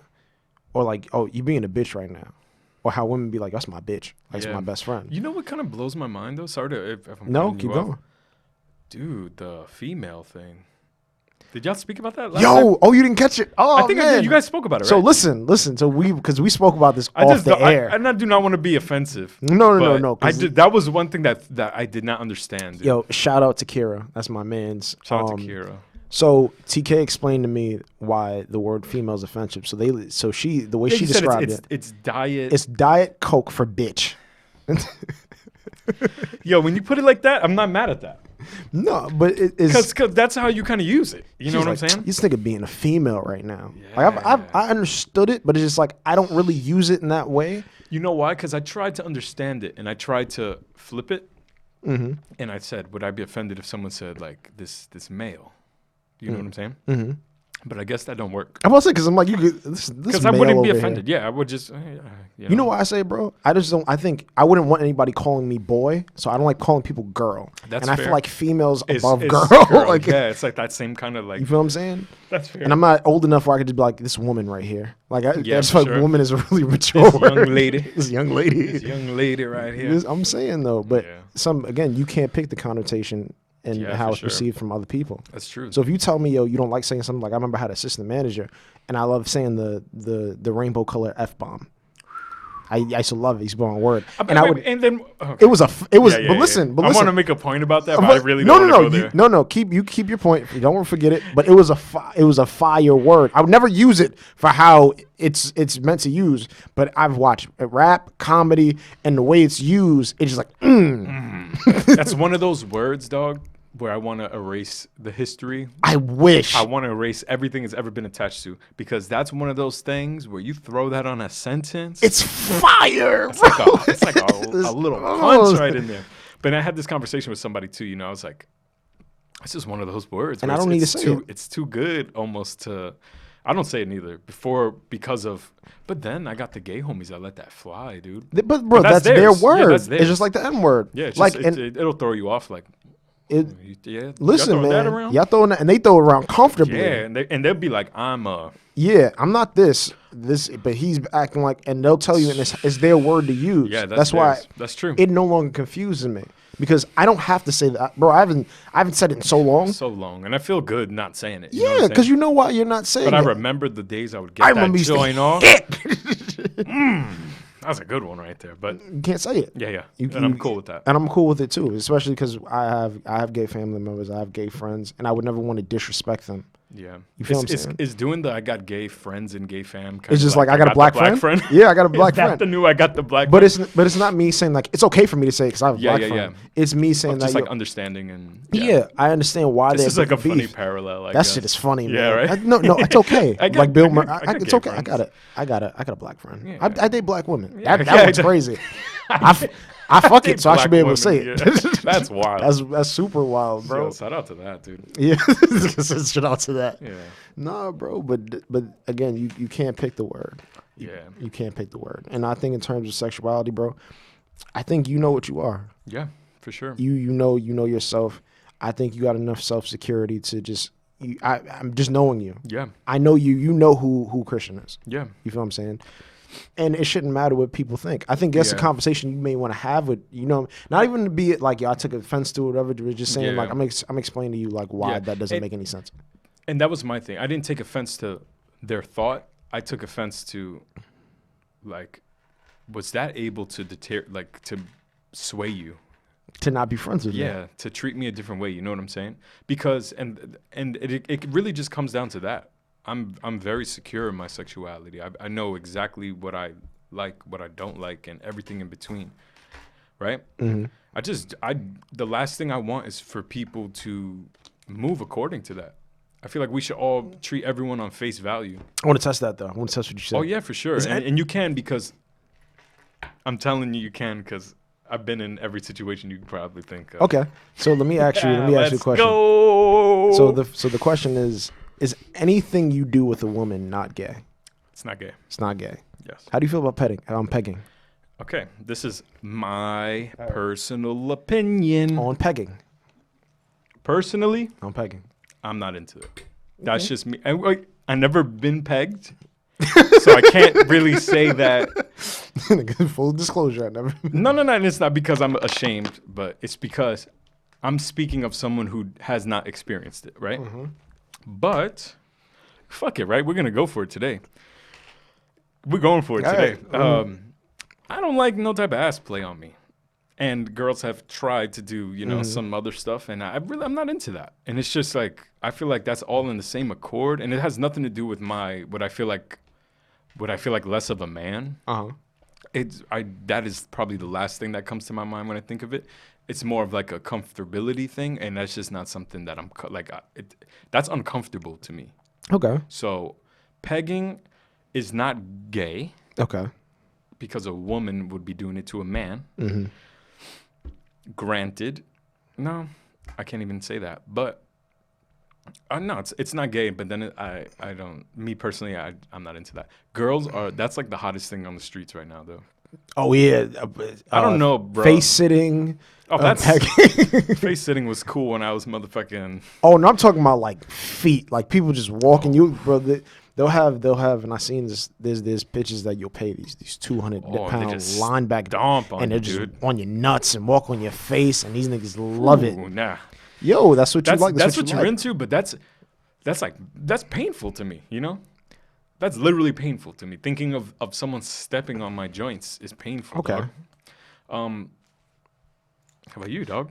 Oh no, I'm super gonna pack. But see, my thing is, I remember when we talked about. I'm gonna go back to that point. I remember when we talked about the eating ass thing for the first time. I remember me and Jalen were speaking about it, and I told him like, yo, and we had to be like 18, 19. Yeah, and I was times. like, bro, I'm not even gonna lie to you. I can see myself eating ass in the next 5 years with it, dude. Because I find ass attractive. Me too. I'm an ass man. But this is truth. I find ass attractive, so I don't look at my ass and be like, I want to put something in it because I don't find my ass attractive. But now let's just play devil's advocate here. Women like a man ass sometimes. Yeah. So if Shorty wants to just see, but look, I think in relationships, in communication, sexually, I think everybody has their prerequisites. Like these are the things I need. These things I want. These are my dislikes. These are my no-nos. These are my no-nos. So for me, that's in your no-nos. It's a no-no. But I remember toe sucking, right? Okay. I'm not attracted to feet. Me neither. But I like pleasing the person I'm with. For sure. So watching them and how it makes them feel. And if she was into it, you'd be into it. Exactly. I kind of in the same accord where, like, let's say I'm dating a girl. Like, I mean, not dating, but like singularly with that girl. I'm the type where, like, I get fully into that girl. So I don't feel like there's no hold bar on anything. Like, that's when I like to be with a girl where it's like, there's no limits on it. Where you don't feel like, oh, that's nasty anymore. It's like, bro, that's your girl, dude. Do what she wants. Let me spit in your nose, bitch. Yeah, all that shit, dude. One thing I don't like, though, and this is a little fucked up again, I don't like getting spit in my mouth. I'll spit in your mouth, though, but I don't like spit in my mouth, dude. That's going to throw me off. Oh, dude, no. I'm thinking about it right now. I'm getting queasy, to be honest with you. One time, this girl did a little... I don't know why she did this move. I've never seen this move. I'm having sex with her. She's laying down. She spit in her hand and tried to put it in my mouth. What the fuck? Yo, bro, she did the salt bae. She tried to salt bae with this. And tried to put it in my mouth. And I didn't know what she was doing at first because, I'm doing my thing. I feel so crazy doing this on her.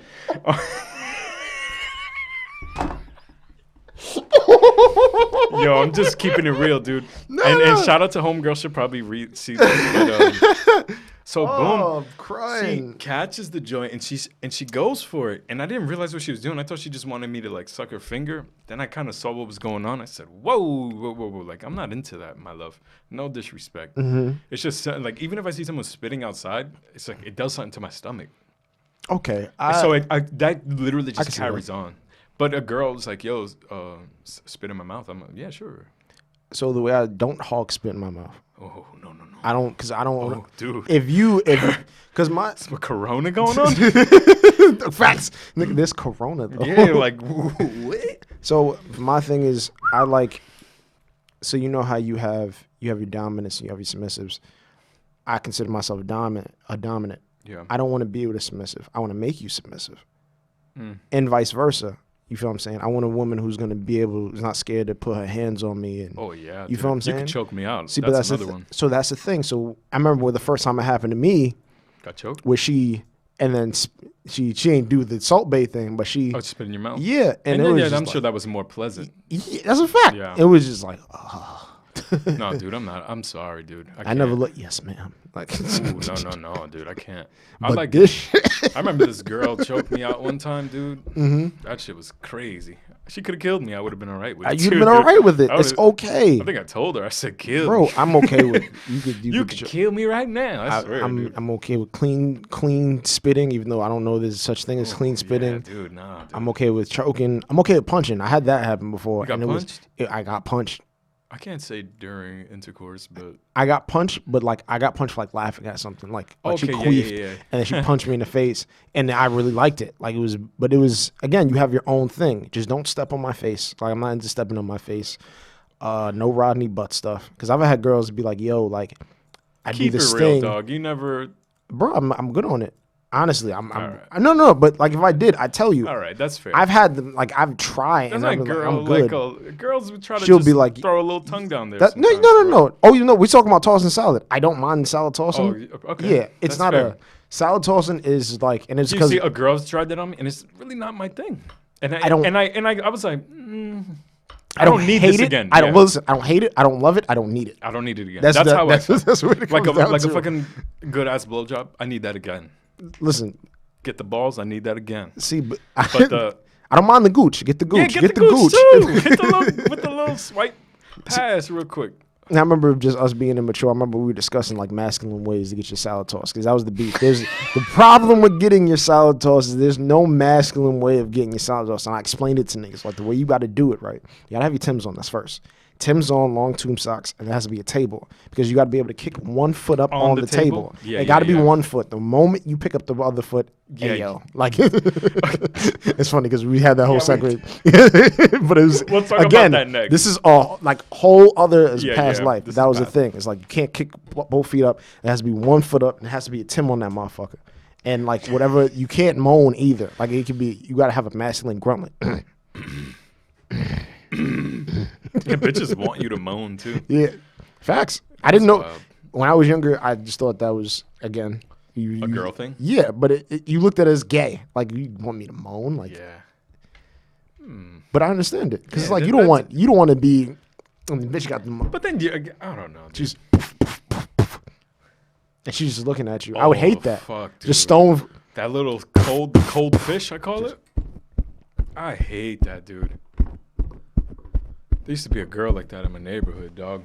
Oh, fucking. No matter what you did to her, dog, she'd just sit there like, that shit hurt your soul, dog. Just like, damn, bro. Like, No, but then she'll like be liking it, and she'll be trying to she'll be like, she didn't want to let it out. Like I just wanted to get it out. It's all right. Let me know. let me know. Am I doing a good job? It's fine. All right, but that brings us to the next point. Listen. About that, growing up, we all did the, hey, yo, pause. Yeah. People still do that to I this think day. that's a tradition. I feel like that's embedded in like culture. I think it's okay. Yeah. It's not Comedic. offensive, I guess. Yeah, I'm about to say I do it. But I feel like if it's too much, I'm like, dude, I wasn't even thinking like that. You know what I'm saying? bro, there's the video that's going around. And if you don't, my fault, because I guess we didn't really put no context behind it. If something was to happen, you would say pause or hey yo, and that would be like something that I guess could be taken in a homosexual way. It could be anything. If you're eating a hot dog, I guess, and you're enjoying Hey, it too you much, got you the might be glizzy? like, hey yo. But it's the act. The act. Damn, dude. But I'm so guilty of it, so I can't even like. And then again, it's not something I ever do in an offensive way. But like, let's say like we was having the conversation earlier. It's like our homies that we fucking grew up with. It's like to this day, if they was to say something, I don't think I could hold back from saying like, yo, that was crazy. Bro. I remember my coworkers said he said some wild shit. He was it's like he's like Lomachenko would have creamed his ass. I said pause. Pause. Yo, I gotta What? keep it so real, son. I've done that in meetings at my job before, dog. Pause. Where somebody would say something so crazy, I'd just be like, "Yo, pause, bro," and people would laugh sometimes, and people would be like, wait. But damn, bro. You just can't make it hot. When it happens, pause. Yeah, real quick, Pause. pause. I wonder if that's, I actually want to have like these type of conversations with someone, a homosexual person, where I could say like, is that offensive? Because I think I did ask one of our friends one time, if that's offensive, and I didn't get no.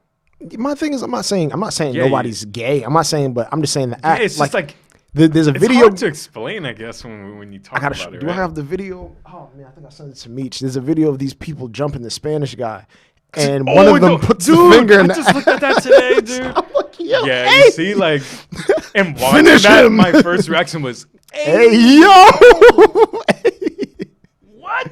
No, that's like a thing. It was just like, oh, why is that your go-to move? Like we have him on the bro. ropes. We have him on the ropes. I gotta do it. They had about 5 on him, dude. And mind you, this He is a said, family. This isn't like a bunch of dudes. Just like aunts, cousins, and there's Yeah, dude. And she was the lesbian auntie. She came in, and I don't think she did one of these. Yeah, and son really turned around, too. That caught him. And he ran inside. He already knew what it was. That's over after that. I'm about to say. Fight's over. Listen, bro, I seen American History X after usually because I remember this was my thing at work. I would just to buy time because I worked at the airport. I would just ask like, yo guys, what are your favorite movies? You don't know your favorite movies? Give me a movie that you know is in your top 5 or you know is your top 10. American History X came over. Yours? No, it's not in my top 10. It's not in my top 20. It's a good movie. You don't like it? You like the movie? It's one of those things where I get it, and I think that certain aspects of it is necessary. Yeah. Male rape makes me uncomfortable. Gotcha. That part was a lot. That's a lot. Dude. It was because there's a scene where unfortunately that's that comes from a real place. It does, bro. And for guys that you don't know, if you go watch American History X, there's a scene where Edward Norton, and he is basically to justify the fact that the way you see things isn't the way that the world really is. So he goes in there, he's like this Nazi Aryan race dude, and he goes into jail, and the way they're Aryan race guys too, but they move completely different. Yes. They're talking to people that's colored. Yeah, for sure. And he's like, we're supposed to do that. They're doing business with the different races exactly. in there, and it's just how it's supposed to be like exactly. In his head, that's not how it's supposed to be. Yeah. Whites stay with whites, blacks stay with blacks, browns stay with browns. And he came in there wilding out. They started messing shit up. And at one point, he disrespected one of the Aryans, like the leader. And the whole movie, the leader seemed like he was just chilling. Yeah. He wasn't chilling after that. He said, well, if I can remember the words correctly, because after he did that, after he disrespected the leader, the words he used, he was like, since you wanna act like a nigga, I'm gonna fuck you like one. It was a wild scene. And in my head, it was like, damn, this nigga was supposed to do 3 years. 3 years is like 1.5 with good behavior. Niggas are getting raped and doing 1.5. That's so tough. I don't ever want to be here. For real, dude. That's why I said it's necessary. I don't want to be here. I don't ever want to be here in a position where you feel what I'm saying. That's whack. That is out of control, that's dude. whack, bro. Because I think male rape in all movies make me uncomfortable. Like I think Pulp Fiction is a great movie. Until that scene. That's like my favorite movie of all time. Get him, Zed. Get it. You know what though? I really love Quentin Tarantino, even though there's like so much controversy with everything he does. It's hard for me to be like to respect the art without all the extra bullshit. It's not for me. It's really hard for me. I'm gonna be honest with you because there's no reason why you gotta say the N-word. Oh no, he loves that. He loves that. He makes roles just so he can like literally. It's wild. In his movies, there's some like Pulp Fiction would have been 100% okay without getting one N-word off, but he made sure everyone got at least. But see, look, have you seen what was it? And not the A.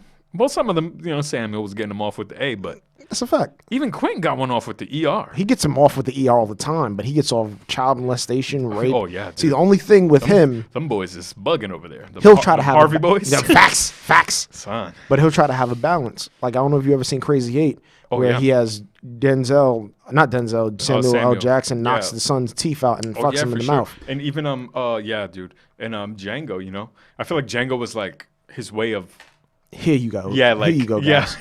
literally though, because I'm going to make the greatest like, nigga to ever live. yeah, literally. So you guys can forgive I might me. run this through the mud, but watch Listen, how I do this superhero. And I love Django. Django's amazing. I love Django. That's why I love Quentin Tarantino's movie. That's my favorite director. But it was getting to a point where I was like, I don't know if I could keep supporting this because it's hard. Bro, but I also think he's sometimes you gotta know what actors fit certain roles. Yeah. And I think what he's able to do with Tim Roth was it Tim Roth or Christoph Waltz? Whoever's Django's counterpart? Yeah, Christoph Waltz. It was Christoph Waltz. He's an brilliant. amazing actor, bro. Fucking brilliant. He's amazing. Even Leonardo DiCaprio in that movie, I think that's one of his best roles ever. And he plays a plantation owner. But the way he did that role was out of fucking control. Bro, it was a really... You felt that. You felt it. Like when he was describing the difference between a white skull and a nigger skull, and he was talking about the points in the head. And you know that part where he slams, he cut his hand for real. Mm-hmm. You know, that's not like prop blood. No. Like, to me, that's out of control. And it stayed in character. Stayed in character, beautiful. kept going. I feel like they ad-libbed some stuff too. Bro, I think it's genius. But I also think him and Christoph Waltz, like that tension in the room once he realized that, yo, I got you, nigga. Like you try to get me, I got you. One thing I respect out of a lot of art forms is acting, bro. That is a different type of skill, poise. What is that? Training? Bro, it's different. Some of them have it naturally. Bro. I think what Will Smith said, if you can go to the gym and you can cry, you can act. I don't think it's that simple. Wow. But that's his thing. If you go to the gym and you can cry, you can act. Really? That was his narrative on the whole thing. I don't know, dude. I don't be in the gym like that. Can't cry in there. But this is hard true. to cry in there, dude. No, but it's just like, especially when it comes to acting, or just when it comes to storytelling in general. Yeah. That point of tension is such a, like Pulp Fiction. Even though the rape scene is crazy, yeah, all that tension, the build up to when Bruce Willis finally opens the door, like everything that led up to that is just like. Sword. And they have this the dude with the fucking hog tie ball in the mouth, and the gimp suit. That's different, bro. Yeah, dude. It's different. The That music, shit the is setting, real and life, dog. Nah, bro. And I think that's talent. You need the actors to do that, to set the tone. You know what I'm saying? But that's some of the things I just love about movies. Have you watched the recent ones? The Once Upon a Time in Hollywood? I didn't like it. Oh. Because my thing is, listen, I knew where it was going. Yeah. Because I think they did such a good job of like that was setting like that up. That Charles Manson Yeah. stuff that we were So it was just like the kid, like the girl, once he got to the place where all the kids were, I knew what it was. Oh, okay. Only because like yeah. I'm into the Charles Manson like story. Yeah. And then when they finally showed Charles Manson's character, and he's like, whose house is this? This person still live here. Yeah. The only thing I didn't like about the movie is that part where Leonardo DiCaprio is trying to go into acting and they just drag it out. Where he's acting his part to the little girl, and the little girl's like telling him. Oh, that's so good. But I feel like it was just dragged out. You know what I love about that? It's like that part is so brilliant to me because just like I just said, like the respect of an actor, right? Mm-hmm. This is an actor playing an actor whose acting career is on the downfall, who now this role he has to do is one of his best roles, right? Mm-hmm. So now, just think of that. You're an actor playing an actor who has to act the best he can act, right? Mm-hmm. That's like it's like Inception almost. Mm-hmm. No pun intended, because he's in Inception, but to me that blew my fucking mind. That he's in this movie, then he's fucking up in the scene, but he's able to get it right at one point. He gets it clear out, and then it's like you said, that tension. It's like you could almost feel like his career's on the line in that scene, Mm-hmm. Then the girl gives him the gratification he's looking for, and he kind of like breaks down for a second. Mm-hmm. It's like that felt so real to me. You know what I'm saying? It's like even that, and that's a simple scene out of the whole movie, because the movie, Quentin Tarantino has his gore moments, his out of the like left field moments, but like that moment was the moment. It's for like you in genius, that movie? yeah. To me, it's like that's genius. You cannot. I don't know. Watching that, it blew my mind. Okay, like genius for me, right, is watching The Departed, and then realizing that in the movie, Leonardo DiCaprio is switching accents, and you don't realize it, but he's switching He's doing his little Southie. He's doing the Southie accent, and he's doing it. it's just picking up on that, and then you feel the tension in the room once they tell him like, yo, when Mark Wahlberg is busting his nuts, he's like, you got a 14 on your SAT, you should have been a fucking astronaut. So you don't want to be a good, cop, dude. and you could just see it in his face how hot he is. Yeah, for like, real. Like there was just there was so many scenes like that where there's just so much tension in the That's room. a great one too. And Jack Nicholson is different. Out of control. He was different. Like when he throws the coke on her. Bro, not even the coke. He's like, go get it. When he's speaking to him, and he has the fucking the dude's finger in his hand. He's just speaking. And he's like, listen. Oh yeah. And he's just so casual with it, and he's talking, and you're watching it. It's just like it just feels so real. He's For like, real, dude. He's and you amazing. know that part where he's in the bar, he's drawing, Mm. and he's talking about how there's a rat in his system. He's starting to figure out, and he's just like, this rat. He's like this rat. It's like those like nuances. Like, bro, that's one. Is you're a veteran, and it's like that really makes me feel like he's that guy, dude. Bro, I could see I him can't being watch a that murderer. movie. I could see him. I don't see him as an kingpin. actor in that movie. You know what I'm saying? It's like that's him. That's whoever. I forgot the name of the character. Mm-hmm. But I'm like, yo, that's you, bro. Bro, I think him. I think you remember Black Mass with Johnny Depp. No, not.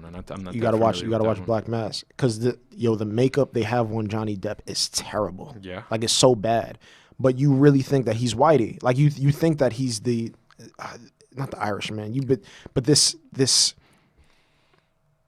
dangerous, Boston Southie guy, mafia murderer guy, and it just takes your eyes off of the fact this makeup's so terrible. And there's some intense scenes that he has in there, bro. Like you got to watch Black Mass. You gotta watch Black. Watch that. I'll definitely. I remember Meech put me onto it, and it's just they just have that where they could just take these minute scenes and just make it just so just intense, blow it up. You feel what I'm saying? I think of people like what's the guy who played the Joker before that he passed away? He passed away. Yeah, Heath Ledger. Is it? Oh yeah, Heath Ledger. Yeah. I think of him, right? Okay. Like, where he put himself for that role, Mm-hmm. and the The initial drugs. outcome. The drugs fucked him up. Yeah, dude, that blows my mind. He Because was beautiful in that movie. yeah, exactly. Beautiful.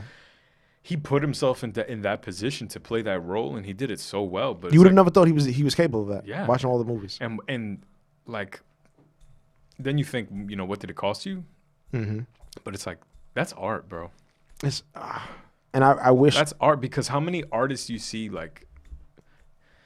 That's part of. I feel like art, and I had this conversation a while ago. Art and depression is go hand in almost hand. synonymous, bro. they go hand in hand. There's something about the beauty that comes on this scale, the darkness that comes on the other side of the scale. It's like you're able to do this role, and you did this role to perfection, and you put yourself in a certain spot for that role, and it ended up costing your life, but.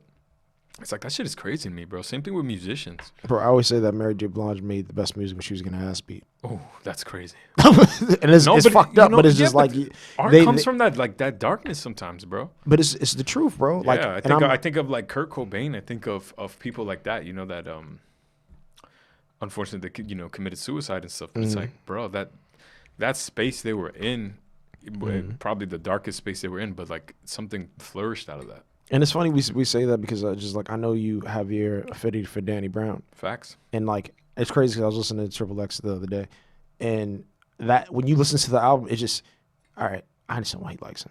It makes sense. It just everything just feels like so edgy and rebellious, and like I understand For it. sure, that album spoke to. I got a fucking tattooed on my. I was leg. about to say he has the album cover because tattoo. that album, and if you don't know that album, Triple X by Danny Brown, it's like that album. It puts you exactly where he was at, He turned 30. He didn't have, not shit going for him. He's a rapper and shit, but he's not the biggest rapper. And, it's like a do or die moment, And that's what you feel, and that's what it felt like. And that's what, and really, he's talking about addiction. He's talking about depression. He's talking about the darkest shit, but it's so real that it's undeniable. It's hard for you to deny it. Yeah, and I think I didn't understand it with you. I had to kind of put it in my shoes and think about, who's that for me? Because I'm a neo soul R&B head. I love Yeah, for sure. I love D'Angelo, And when you talk about addiction and all, and the way the music just makes me, it's sometimes you listen to music, sometimes you hear music, but it's really, and I know people use this phrase, but feel it. Like I just feel, I feel Brown Sugar, like the album. I feel Voodoo.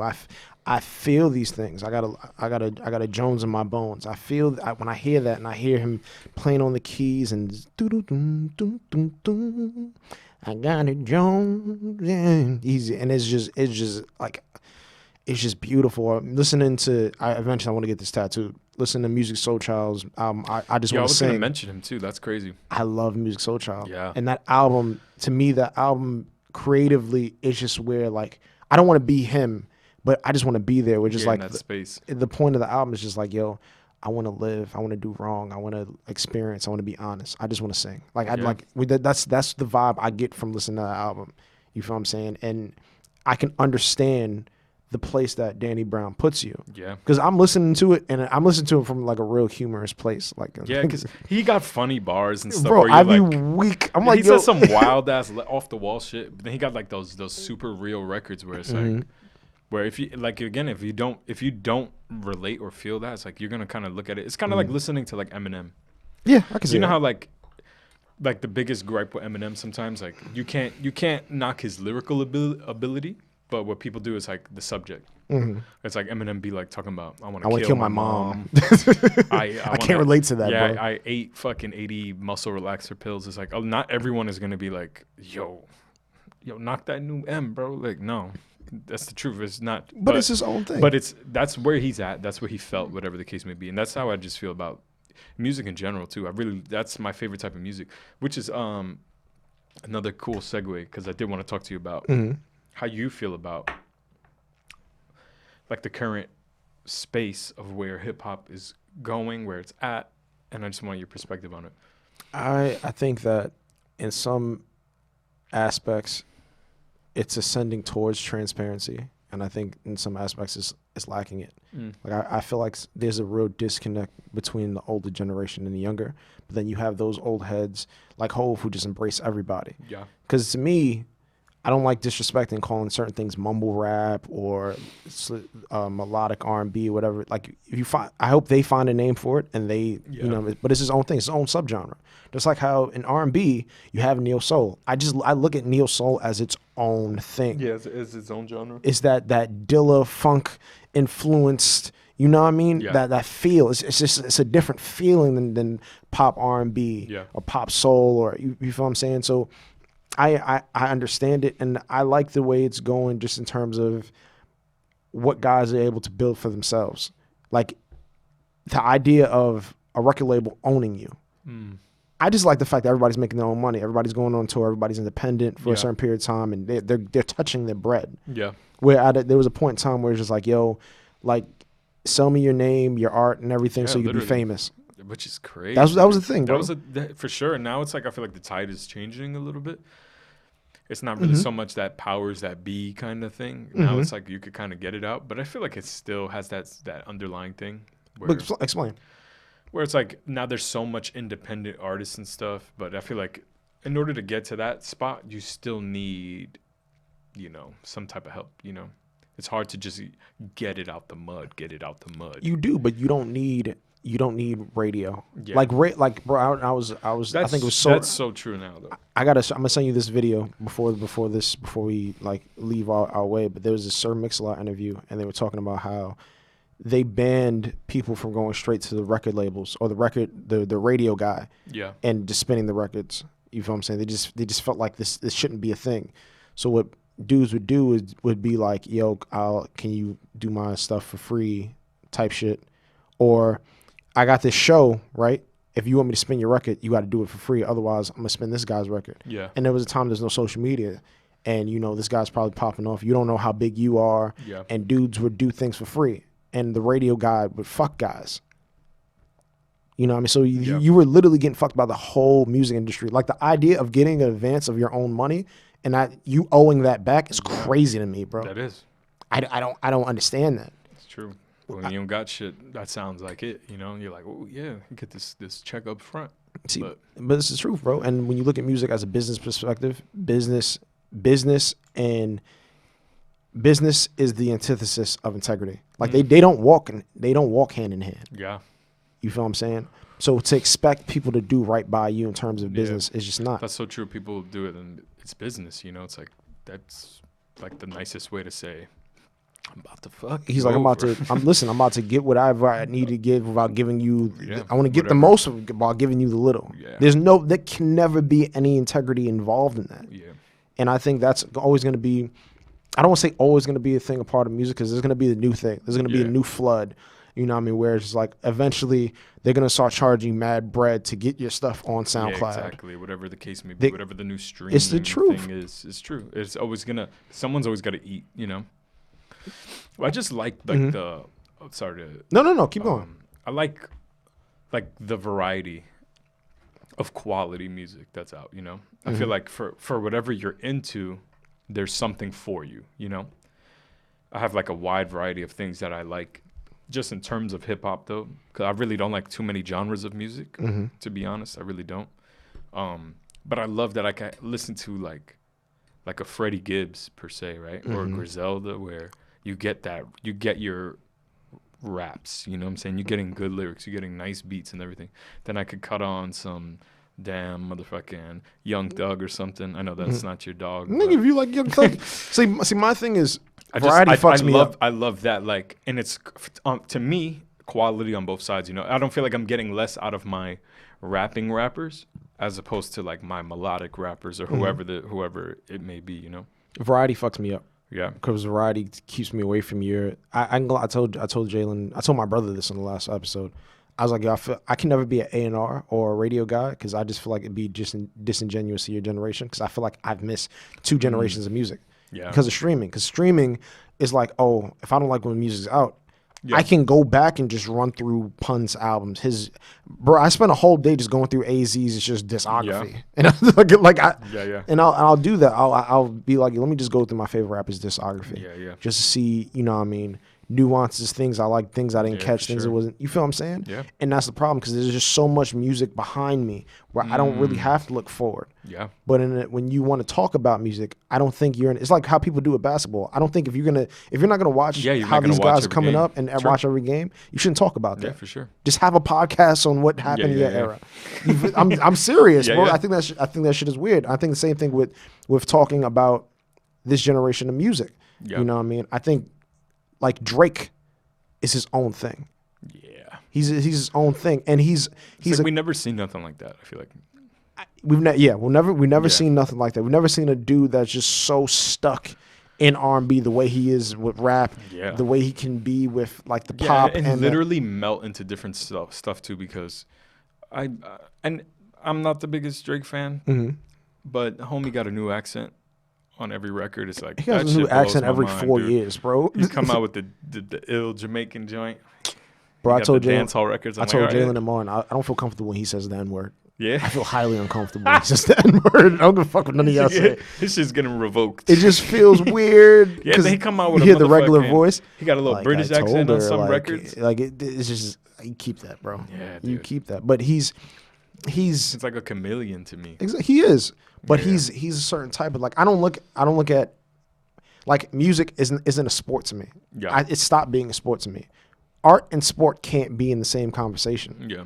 You feel what I'm saying? And the reason why I'm saying this is because there's a goal with sports. Like there's a championship goal with sports. There really isn't that, or there's too many versions of that for you to be like, yo, this is who you were comparing him to. Yeah. Because to me, it was all who has the greatest album of all time, right? And in my opinion, Drake can't be in that conversation because he doesn't have a great rap album. Yeah, that's how I feel too. But like you said, he falls in so many genres. It's impossible for him to have. He would have to be like, yo, I'm not gonna make any music for you, and you. But to give these niggas what they want, I'm gonna give you a 11-song album of me just rapping. Rap. And I also and another thing, and I've been on record saying this with rap. I think you have one chance to tell your story really good once. That's everybody's like GOAT album. It's like, yeah, you have that one try to tell that one story really good once, because you can't tell it over and over. And I feel like he's segued the whole story over throughout the last 10, 12 years. Yeah. I don't want to hear what we know already. Yeah, that's true, though. That's a really good point. Do you feel like... Okay. Loose example. Let's give me 2 of your favorite hip-hop albums of all time. 2 of them. Yeah, just like... Not even your top 2, just 2. Just so Only for Cuban Links. Okay, boom, perfect. And we'll say Ready to Die. Ready to Die. Okay, now... With those 2 albums, right? Do you feel like the persona of the rapper and them being able to tell that story is what made that album so great? The two polar opposite albums. Like with Ready to Die, I just feel like I get everything I want from a rapper, from just one rapper. I get a guy who's raw. I get a guy who's charismatic. I get a guy who's honest. I get a guy who's lyrical. I get the rough. I get the R&B. I get the soft. I get the tough. I get the streets. I get past, present, and future. With Only for Cuban Links, now it's Chef's album, but it ain't just Chef on it. Like Nas is on there. Nas has oh man, like Nas has a crazy verse. Jizza has a crazy verse. Like, you feel what I'm saying? Fucking Tony Stark is on it. What I'm trying to say is that it just felt so unselfish, and it just felt like there was just so many. It felt like gumbo. Like if you had a really good gumbo, it's just so many things, so many different shrimp, beef, and it just came out just tasting good. Yeah, you feel what I'm saying? And those are 2 different things. So for that reason, I can't say this album's better than this album. Because I look at them as 2 different things. Gotcha. You feel what I'm saying? It's just from that artist. Yeah, that's what you love from that artist. Because I wonder, like, the thing with Drake for me personally is like, there's like, you know, like that believability thing. Yeah. Like, to me, that matters sometimes. Like, that's why I'm not really a big Sean fan. Okay. It's like, to me, he reminds me of like just like a cornball kind of guy. Okay. It's like somebody who I really wouldn't hang out with. Not to sound messed up, you know, it could be anything you want to be, but fucking weird. But like, to me, there's nothing appealing about him. You know what I'm saying? Like, there's nothing that makes me feel like, ooh, like I hear something he says and I'm like, oh yeah, like that's cool. It's like, I feel like the same thing with Drake. It's like nothing he does to me is like cool to me. You know what I'm saying? Mm-hmm. His persona plays a big role in that. So I feel like his rap albums all lack that. They all lack that, like, and granted, he's in the position where I feel like he could talk the most shit ever. Yeah. But he don't. I feel like he kind of like takes a sweeter approach. I don't know. Because who's he going to talk to? Like, ain't nobody, like, put it like this, because we'll bring it back to ball. Like, niggas can win an MVP and be like, yo, I'm the best player in the world. Yeah. Even though we know LeBron is LeBron. Yeah. There ain't no real MVP in rap. Do you think, like, Jay-Z kind of just sits in his throne type shit?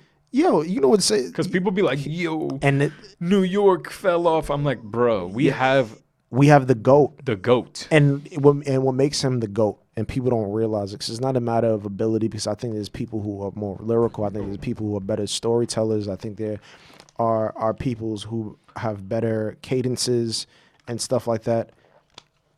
I think for him, he's done his job to be original.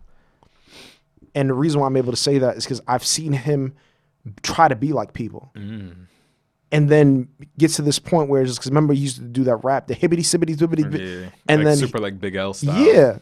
And then he became a guy where just like, yo, either I use every flow or I'm flowless. Yeah. Like in his delivery, he's just talking on beats. Like he came with that, you know, I mean, we think about the Hard Knock Lives and, you know, he's Song Cry, oh man, when you think about Song Cry, he's his own thing. Yeah, those are like classic. That's like a fucking, but that shit lives forever. But he's his own thing, and then he's his own thing in every generation. And he just stays all around all the time. Yeah. Like he does what he has to do to be the GOAT. And now you have him now, 25 years later, talking about, y'all want to be a lyricist. Come on. Yeah. Who does that, bro? Yeah. How do you already have 3 of the greatest albums of all time, and there's like, y'all just want to come out and be a lyricist. Like I've done everything I needed to do. I want to rap now. Fucking GOAT for real, dog. No disrespect. No, but it's the truth, and there's no disrespect to any other Brooklyn. No. Gotta shout out. See, Brooklyn. and we were talking about this too, about talking about upbringing, because for me, I lived in Ozone Park, right? But on the weekends and on vacations, I'm either in Bed-Stuy with my grandmother or I'm in Park Place with my uncle. You feel what I'm saying? So it's just like I spent my time there like all the time. Yeah. So you hear them talk, you hear them matters. And Park Place was really bad. That's East New York. It was really bad at one point. You feel what I'm saying? And it's funny you said that because that kind of is how, and I wanted to get this off, that's kind of how my mother met my brother and sister's father. Because she used to work at a shelter there, like around there. And the walk between there and Nostrand to that train stop, it was crazy. There's a bunch of fiends and whatever. Yeah. And he would walk her to the train to make sure she's safe. Nice. So, but again, it segues into like your environment, what women, the fears they have, the music, you know, because I think that being around Brooklyn played a big part in the music I listened to. Yeah, for sure. Because Ozone Park, you're either Middle Eastern or you're a nigga that swim and speak funny. Okay. About to say, you might play soccer. About to say you might play soccer, you might play baseball, and there's nothing wrong with y'all. Like I love people. I love all y'all. I got some of y'all are the funniest niggas I've ever met in my life. Yeah. It's just some of y'all confused. Like y'all all niggas, but y'all really don't want to be niggas. And y'all might be so more nigga than anybody we talking about. That's some other fucking traditional shit too. Bro, that's that. Again, tradition. Yeah, for real. Because hair, you say it all the time. Hair, no. I don't have hair like you. Black. I know black. I know black. I Dominic. I know black. That shit is so funny. That shit is hilarious, bro. But it's so true, dog. Bro, what separates us? Yeah, nothing. Like literally nothing other than how we was raised. Dialect. Yeah, because like even like growing up, I have like some other family members like. They would say certain stuff like, oh no, like, for lack of better words, they would just, in some way, shape, or form, like, try to seem better than black people. Yeah. I'm like, we right here. Our neighbors are black. Everywhere around us we're in a mixed community. Like, what are y'all talking about? I never understood that growing up. My friends, like, when I was young, like one of my best friends, he was black, and I never understood the difference between us until like I remember somebody was telling me at that young age, because he said something with the N-word or something, and that shit threw me off. I'm like a whole 5 years old or something like that, you know? I'm like, what? Like, what are y'all talking about? But nigga has been a part of my life, my whole life. Especially like in New York, is like. Everybody say, and that's why, I didn't realize. Nobody say it more than some damn Spanish. No, but fact, bro, I didn't realize we were in our own bubble. Like New York is its own thing, and though. like the rest of the world is the rest of the world. You go to the South or something, and you Hispanic try to get that shit off, they're gonna look at you funny or something like that. But that's what I'm trying to say is here. There's just so much diversity with the slang, with the mannerisms, with the cadence, with the dialect, and with the clothing, with the sexuality, the identity. It's a nightmare everywhere else. Yeah. That shit's crazy. Because when Spanish people say nigga, I don't care. Yeah. You know, I don't. You don't take no offense. I don't take any offense because I literally grew up where niggas like I look at y'all as niggas. The white though. Yeah, I look at y'all as niggas. When you see the white. When I see the like white. No, like a white person say it. When I see a white person say it, to me, it. I think it's the same thing as. Because I got like white homies that around all white homies, they let that shit fly, and I have people that. Look.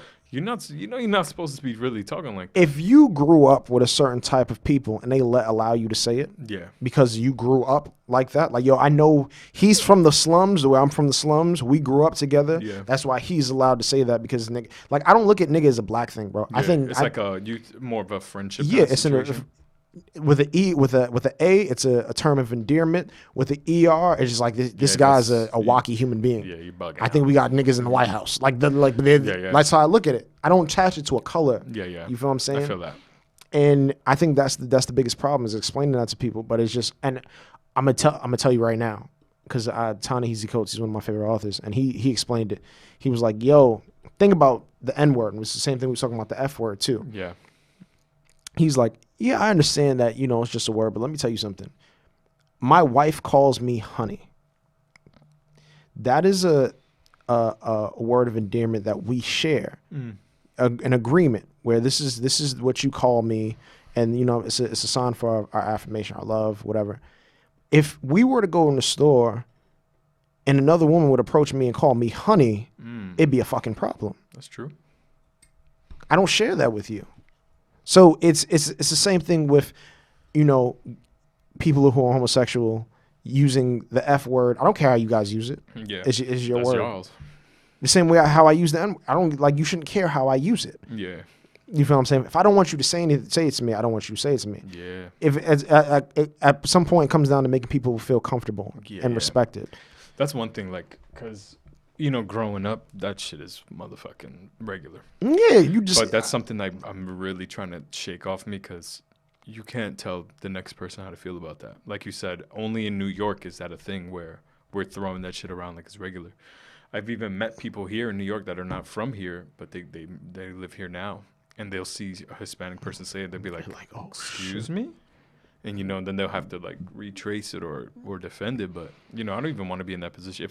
If a word that I can choose to say, granted, I don't have...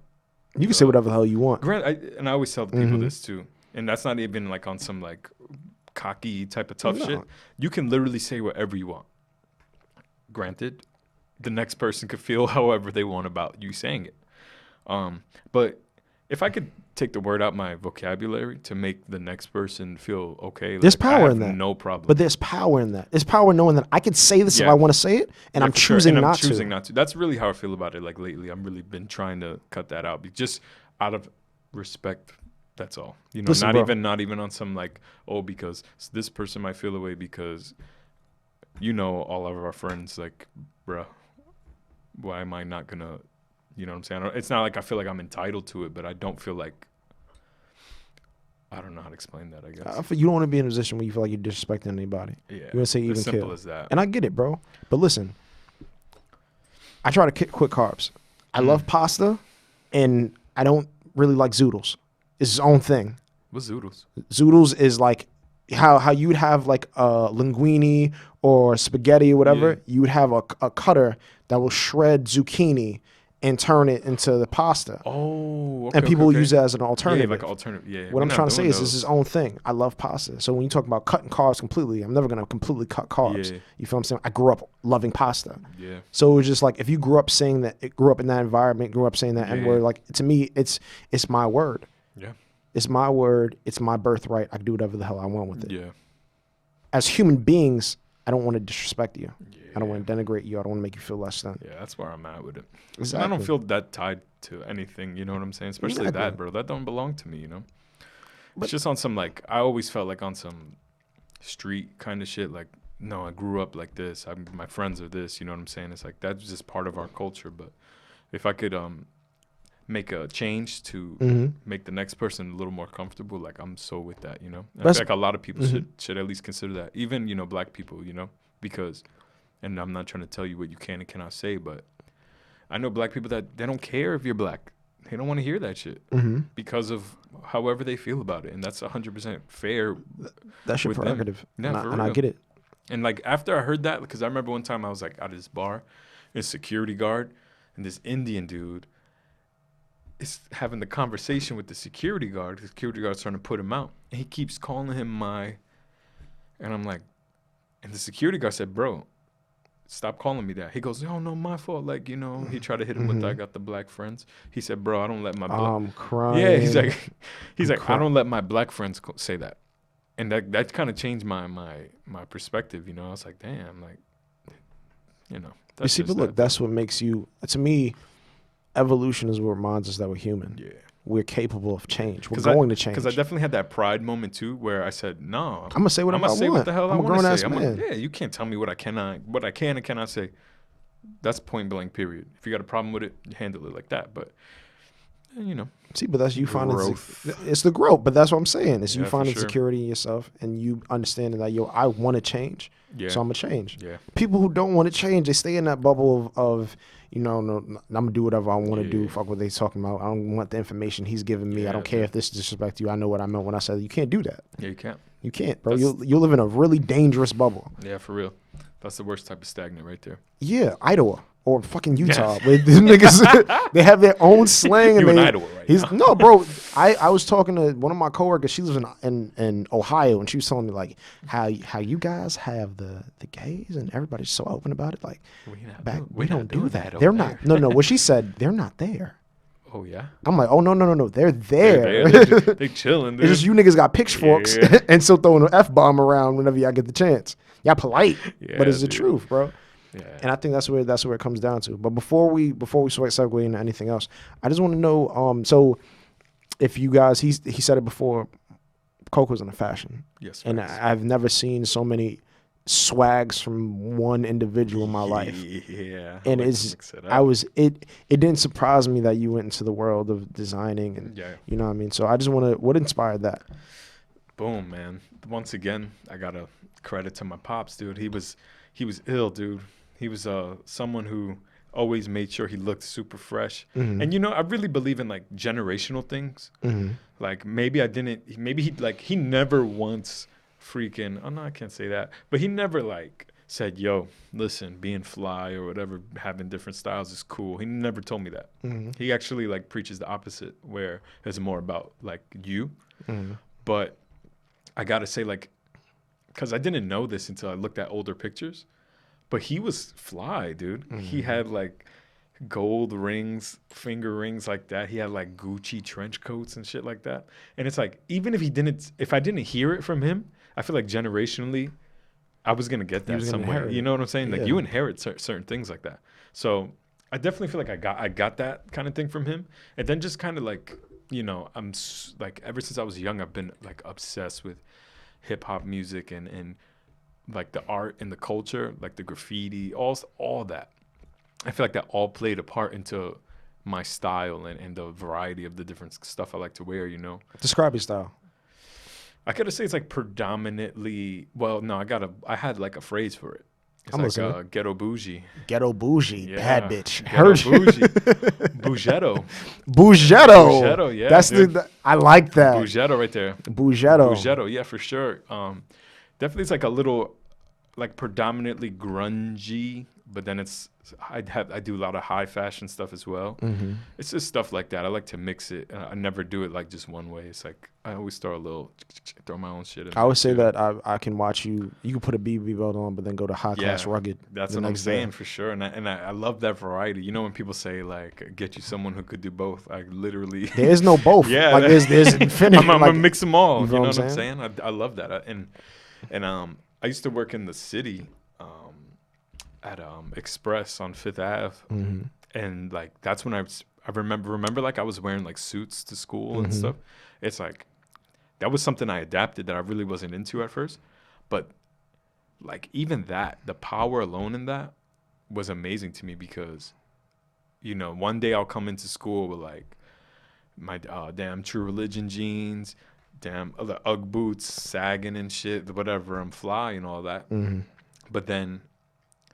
Like I would wear a suit or something, and I would see the way people would speak to me, wherever I was at. That's a different type of fly. It's like you get respect. It's like, which is weird to me.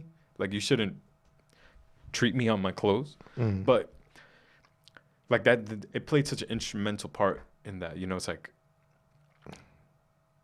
like, it's almost like a first impression. Yeah. And I love that. I love that first impression where you see me, you see my clothes. You see my outfit, and it's like you're intrigued now. You know what I'm saying? It's like I love that. To be honest, that's like my favorite compliment to get is something about my clothes. Mm-hmm. So yeah, man. I understand the beef. We're just like, yo, you should just want to see the type of person I am. Yeah. Like, speak to me. But again, we're all flawed in our ways, and we're condemned by tradition. Mm-hmm. Like I remember watching this video. And in the video, they're basically saying that it obviously didn't come from their words, but it's like letters and stuff like that, and they're quoting them. And it was like how W.E.B. Du Bois and Benjamin Franklin, and I said Frederick Douglass. Okay. Frederick Douglass and W.E.B. Du Bois, they had this thing where it's like, yo, whenever we take a picture, we have to wear a suit. Suits, yeah. like as black, because no black person was caught in a suit. You didn't Yeah. have footage of black people in suits. Yeah. You feel what I'm saying? Especially they were dressed like Sabbath, the clothes be ripped, Yeah. no shoes. Which is like you have to see somebody that looks like you in a suit, Yeah. because it's just like it's something about seeing a tie and upkeep. Yeah. It's just like, yo, there's something fine wine about this person. Yeah. There's something demands classful respect. about this person. There's something respectful about this Yeah. person. So I remember when you used to come in with the suits, Yeah. no one was doing that before. Yeah, for real. And it's like, and this is around dope. around the savages too. Yeah, bro. around the savages with suit and Yeah, tie. for real. Yeah, Argyles, like I'm just. Yeah, for But sure, it was dog. it was smooth and it was fly in its own way, because it's like nobody was doing it, and it just felt you. Yeah. Because I think that's what fly is. Fly is like, I'm gonna do out of the norm, Yeah, but it's for gonna be sure. comfortable on me. Yeah, for sure. I always thought that too. Is like there's different levels to shit, right? I'm listening. People be like, "Oh, yo, whatever." Like, if just because you have the latest stuff, it's the most expensive stuff. It's It's like not fly to me. that's not cool, bro. It's about a style. It's about how you feeling. It's about what you presenting. You know, it's holistic to me. You know, it's not just about I got the fucking Supreme shirt. No one cares, bro. A lot of people got that. Mm-hmm. You know what I'm saying? It's like, what you doing though, for real? What's how you holding it? How you making it look? How you putting it together? Mm-hmm. You know, that stuff. Even though I'm gonna be so real with you, that shit don't matter regardless, because it's all materialistic. Mm-hmm. But it's just like that's my, I guess my vice. You know? Did you have any, like, somebody besides dad? Because I know you mentioned dad was fly. I think for me it was my uncle. My uncle was just, I would always see him in I'm trying to watches and think peep. super fly like that. Who did you look up to that was just fly? Because I remember for me, it was just like, even at a young age, I thought just watching Pharrell was just Ooh. he was his own And thing. more of like a celebrity standpoint, or Yeah, just in general. It could be in general. For me, it was for like the tattoos, the neck tattoos, and what he was Pharrell doing. was fly for sure. But damn, dude, who was the illest to me? Like when I'm thinking about it, you know what though? At that age, like skaters. Okay. Like I used to play like Tony Hawk and shit. Yeah. And then like the area I grew up in, there's no like nobody was skating and wearing the fucking. You know what was crazy to me when I first saw? It was like the ill white boy shit to do. You wear the long sleeve shirt and then the short sleeve shirt on top of it. Yeah, I used to do that. Bruh. But you know, I did that Channing Tatum. Do you see what I'm saying? I did the Channing Tatum because I was into dancing. Yeah, nobody did that. Mm-hmm. Like I remember, like I would buy like some ill hood shit, and I love that style too. Like don't get me twisted, I love that.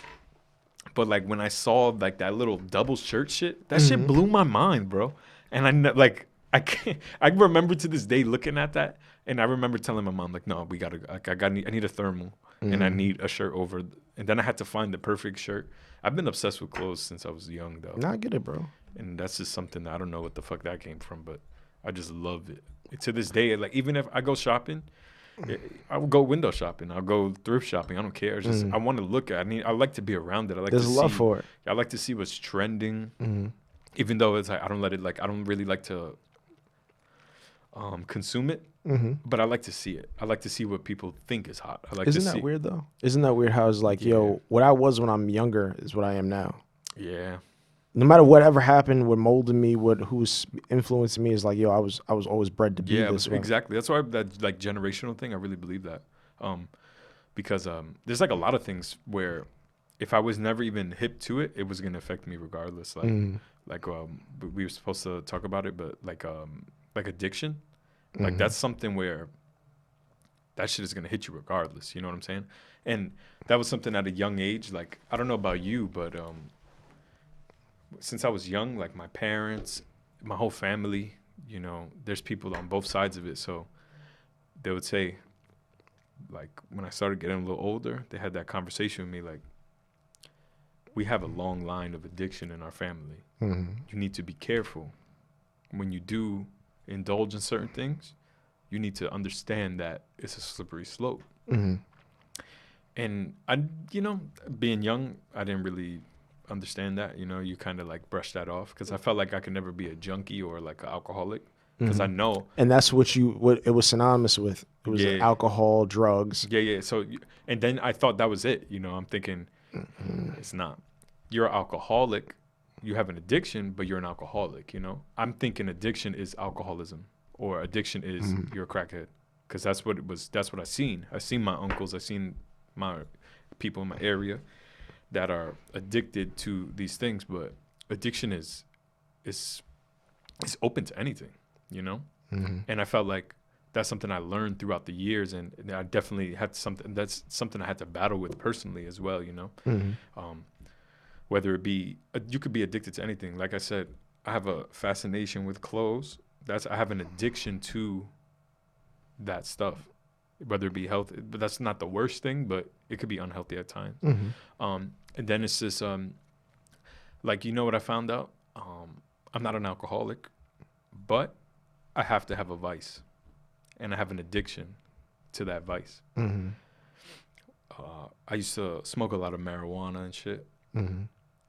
If I didn't smoke marijuana, I had to be smoking cigarettes. Mm-hmm. If I wasn't smoking cigarettes, I had to, you know, it'll just keep Mm-hmm. moving. It's so you have an addiction. You may not have an addiction to weed, Mm-hmm. but you're addicted to something. You know what I'm saying? Does that make sense? No, I understand completely. And it gets to the point where it's like the stuff would affect me where I'm literally addicted to negativity. You know what I'm saying? Violence, Mm-hmm. shit like that, where it takes a different turn, you know? And it all follows that same line where, and it really blew my mind, because I'm thinking, no, I'll never be a alcoholic, you know, I'll never be a junkie, I'll never do none of that. I seen that, you know what I'm saying? I know what that's like. I never thought I would be somewhere where, you know, oh, I need to drink, you know what I'm saying? But it's like it's a slippery slope, you know. Mm-hmm. I think in my situation, and I don't know if you can relate to this, but I didn't grow up with my father. I've probably seen my father. I've been on this earth for 25 years. I've probably seen my father maybe 30 times my whole life. Yeah. Like 30 separate times my whole life. But there was a point in time where like every 2-3 years somehow he get my number and I get an invite to a baby shower. From him? From him. Oh, shit, crazy. And it used to drive me crazy, because it's just like, yo, am I going to be like that? And I remember speaking to my mother and telling me her experience with men and stuff like that. Yeah. And you watch yourself. And I think I have that. It's just in my way, because I see it as positive, I justify it. Which is like, I have an obsession with women. I love women. Yeah. But it's not a matter of just being with women sexually or whatever. I love stories about women. I love the stories they're able to tell. I love the talent. I love the mind, the creativity, the music they can produce. Yeah. The skin. I love, I'm obsessed with that. Yeah.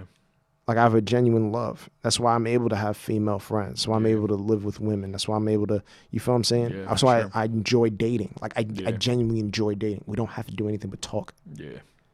You know? And I used to think about that. I'm like, yeah, because all it is a obsessive like compulsion towards something. Yeah, a behavior towards that thing. That's it. And for me, it was women.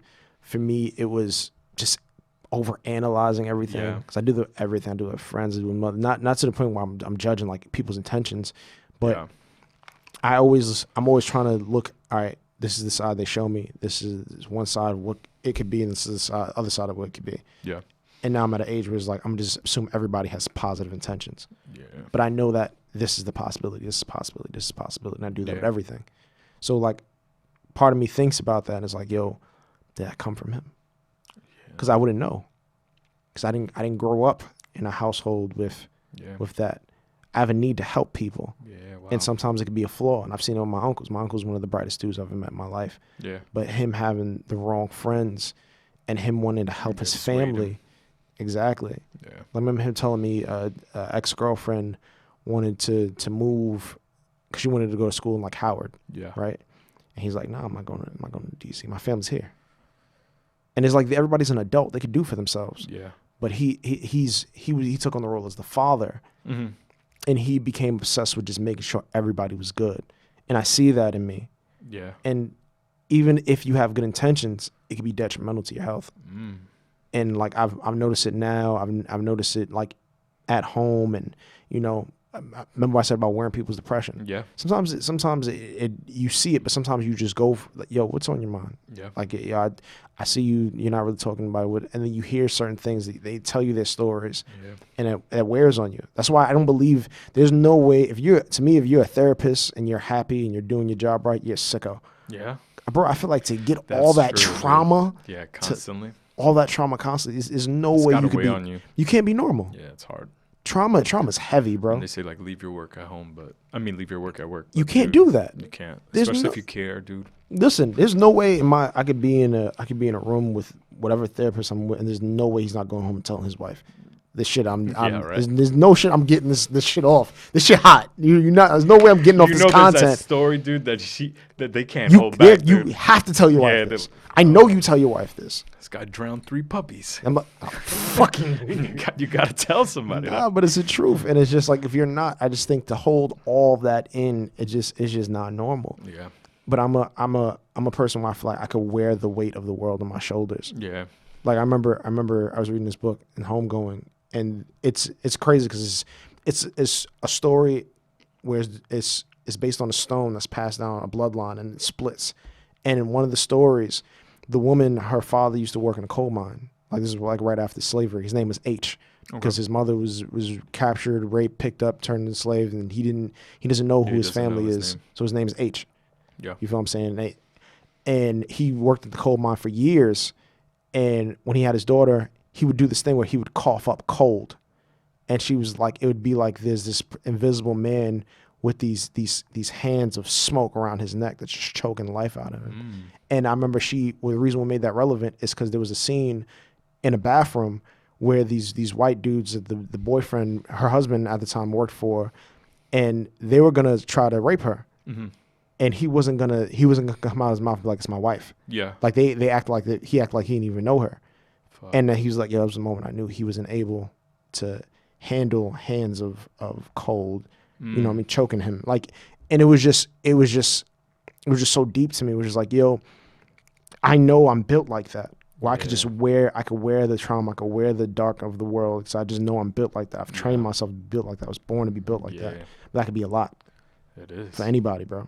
It is, dude. And that's why you need people. You need people you can be honest with. You need people you can. That's why with this, bro, honestly, I have this just so I can be open with y'all. I can be open with me. That's why I don't like prepping stuff. I just want I want you to be freestyle. Open.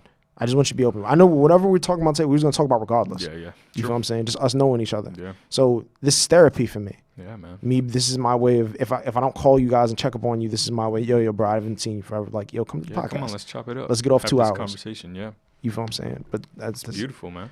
That's what I'm trying to do, bro. Oh, and I appreciate you lovely, and all you guys for, being there and inspired, because you guys created this. Wow. You guys helped create this. And I want to get this as high as it can. Like I have this, especially with the kid now, but I want to get this as high as it can so I can bring you guys up. Wow. And we can all do our own things and be in bliss and do what we got to do. You feel what I'm saying? Yeah, man. So I love you. No, for real, dog. I love everybody. Love you too, dog. It was great. Thank you for having me here. Always, bro. Great conversation. You know what it is. You know what it is. But again, guys, this is the pot, the kettle, and the boy Maroon. My name is Scott Strickland, and we're out. Peace, guys.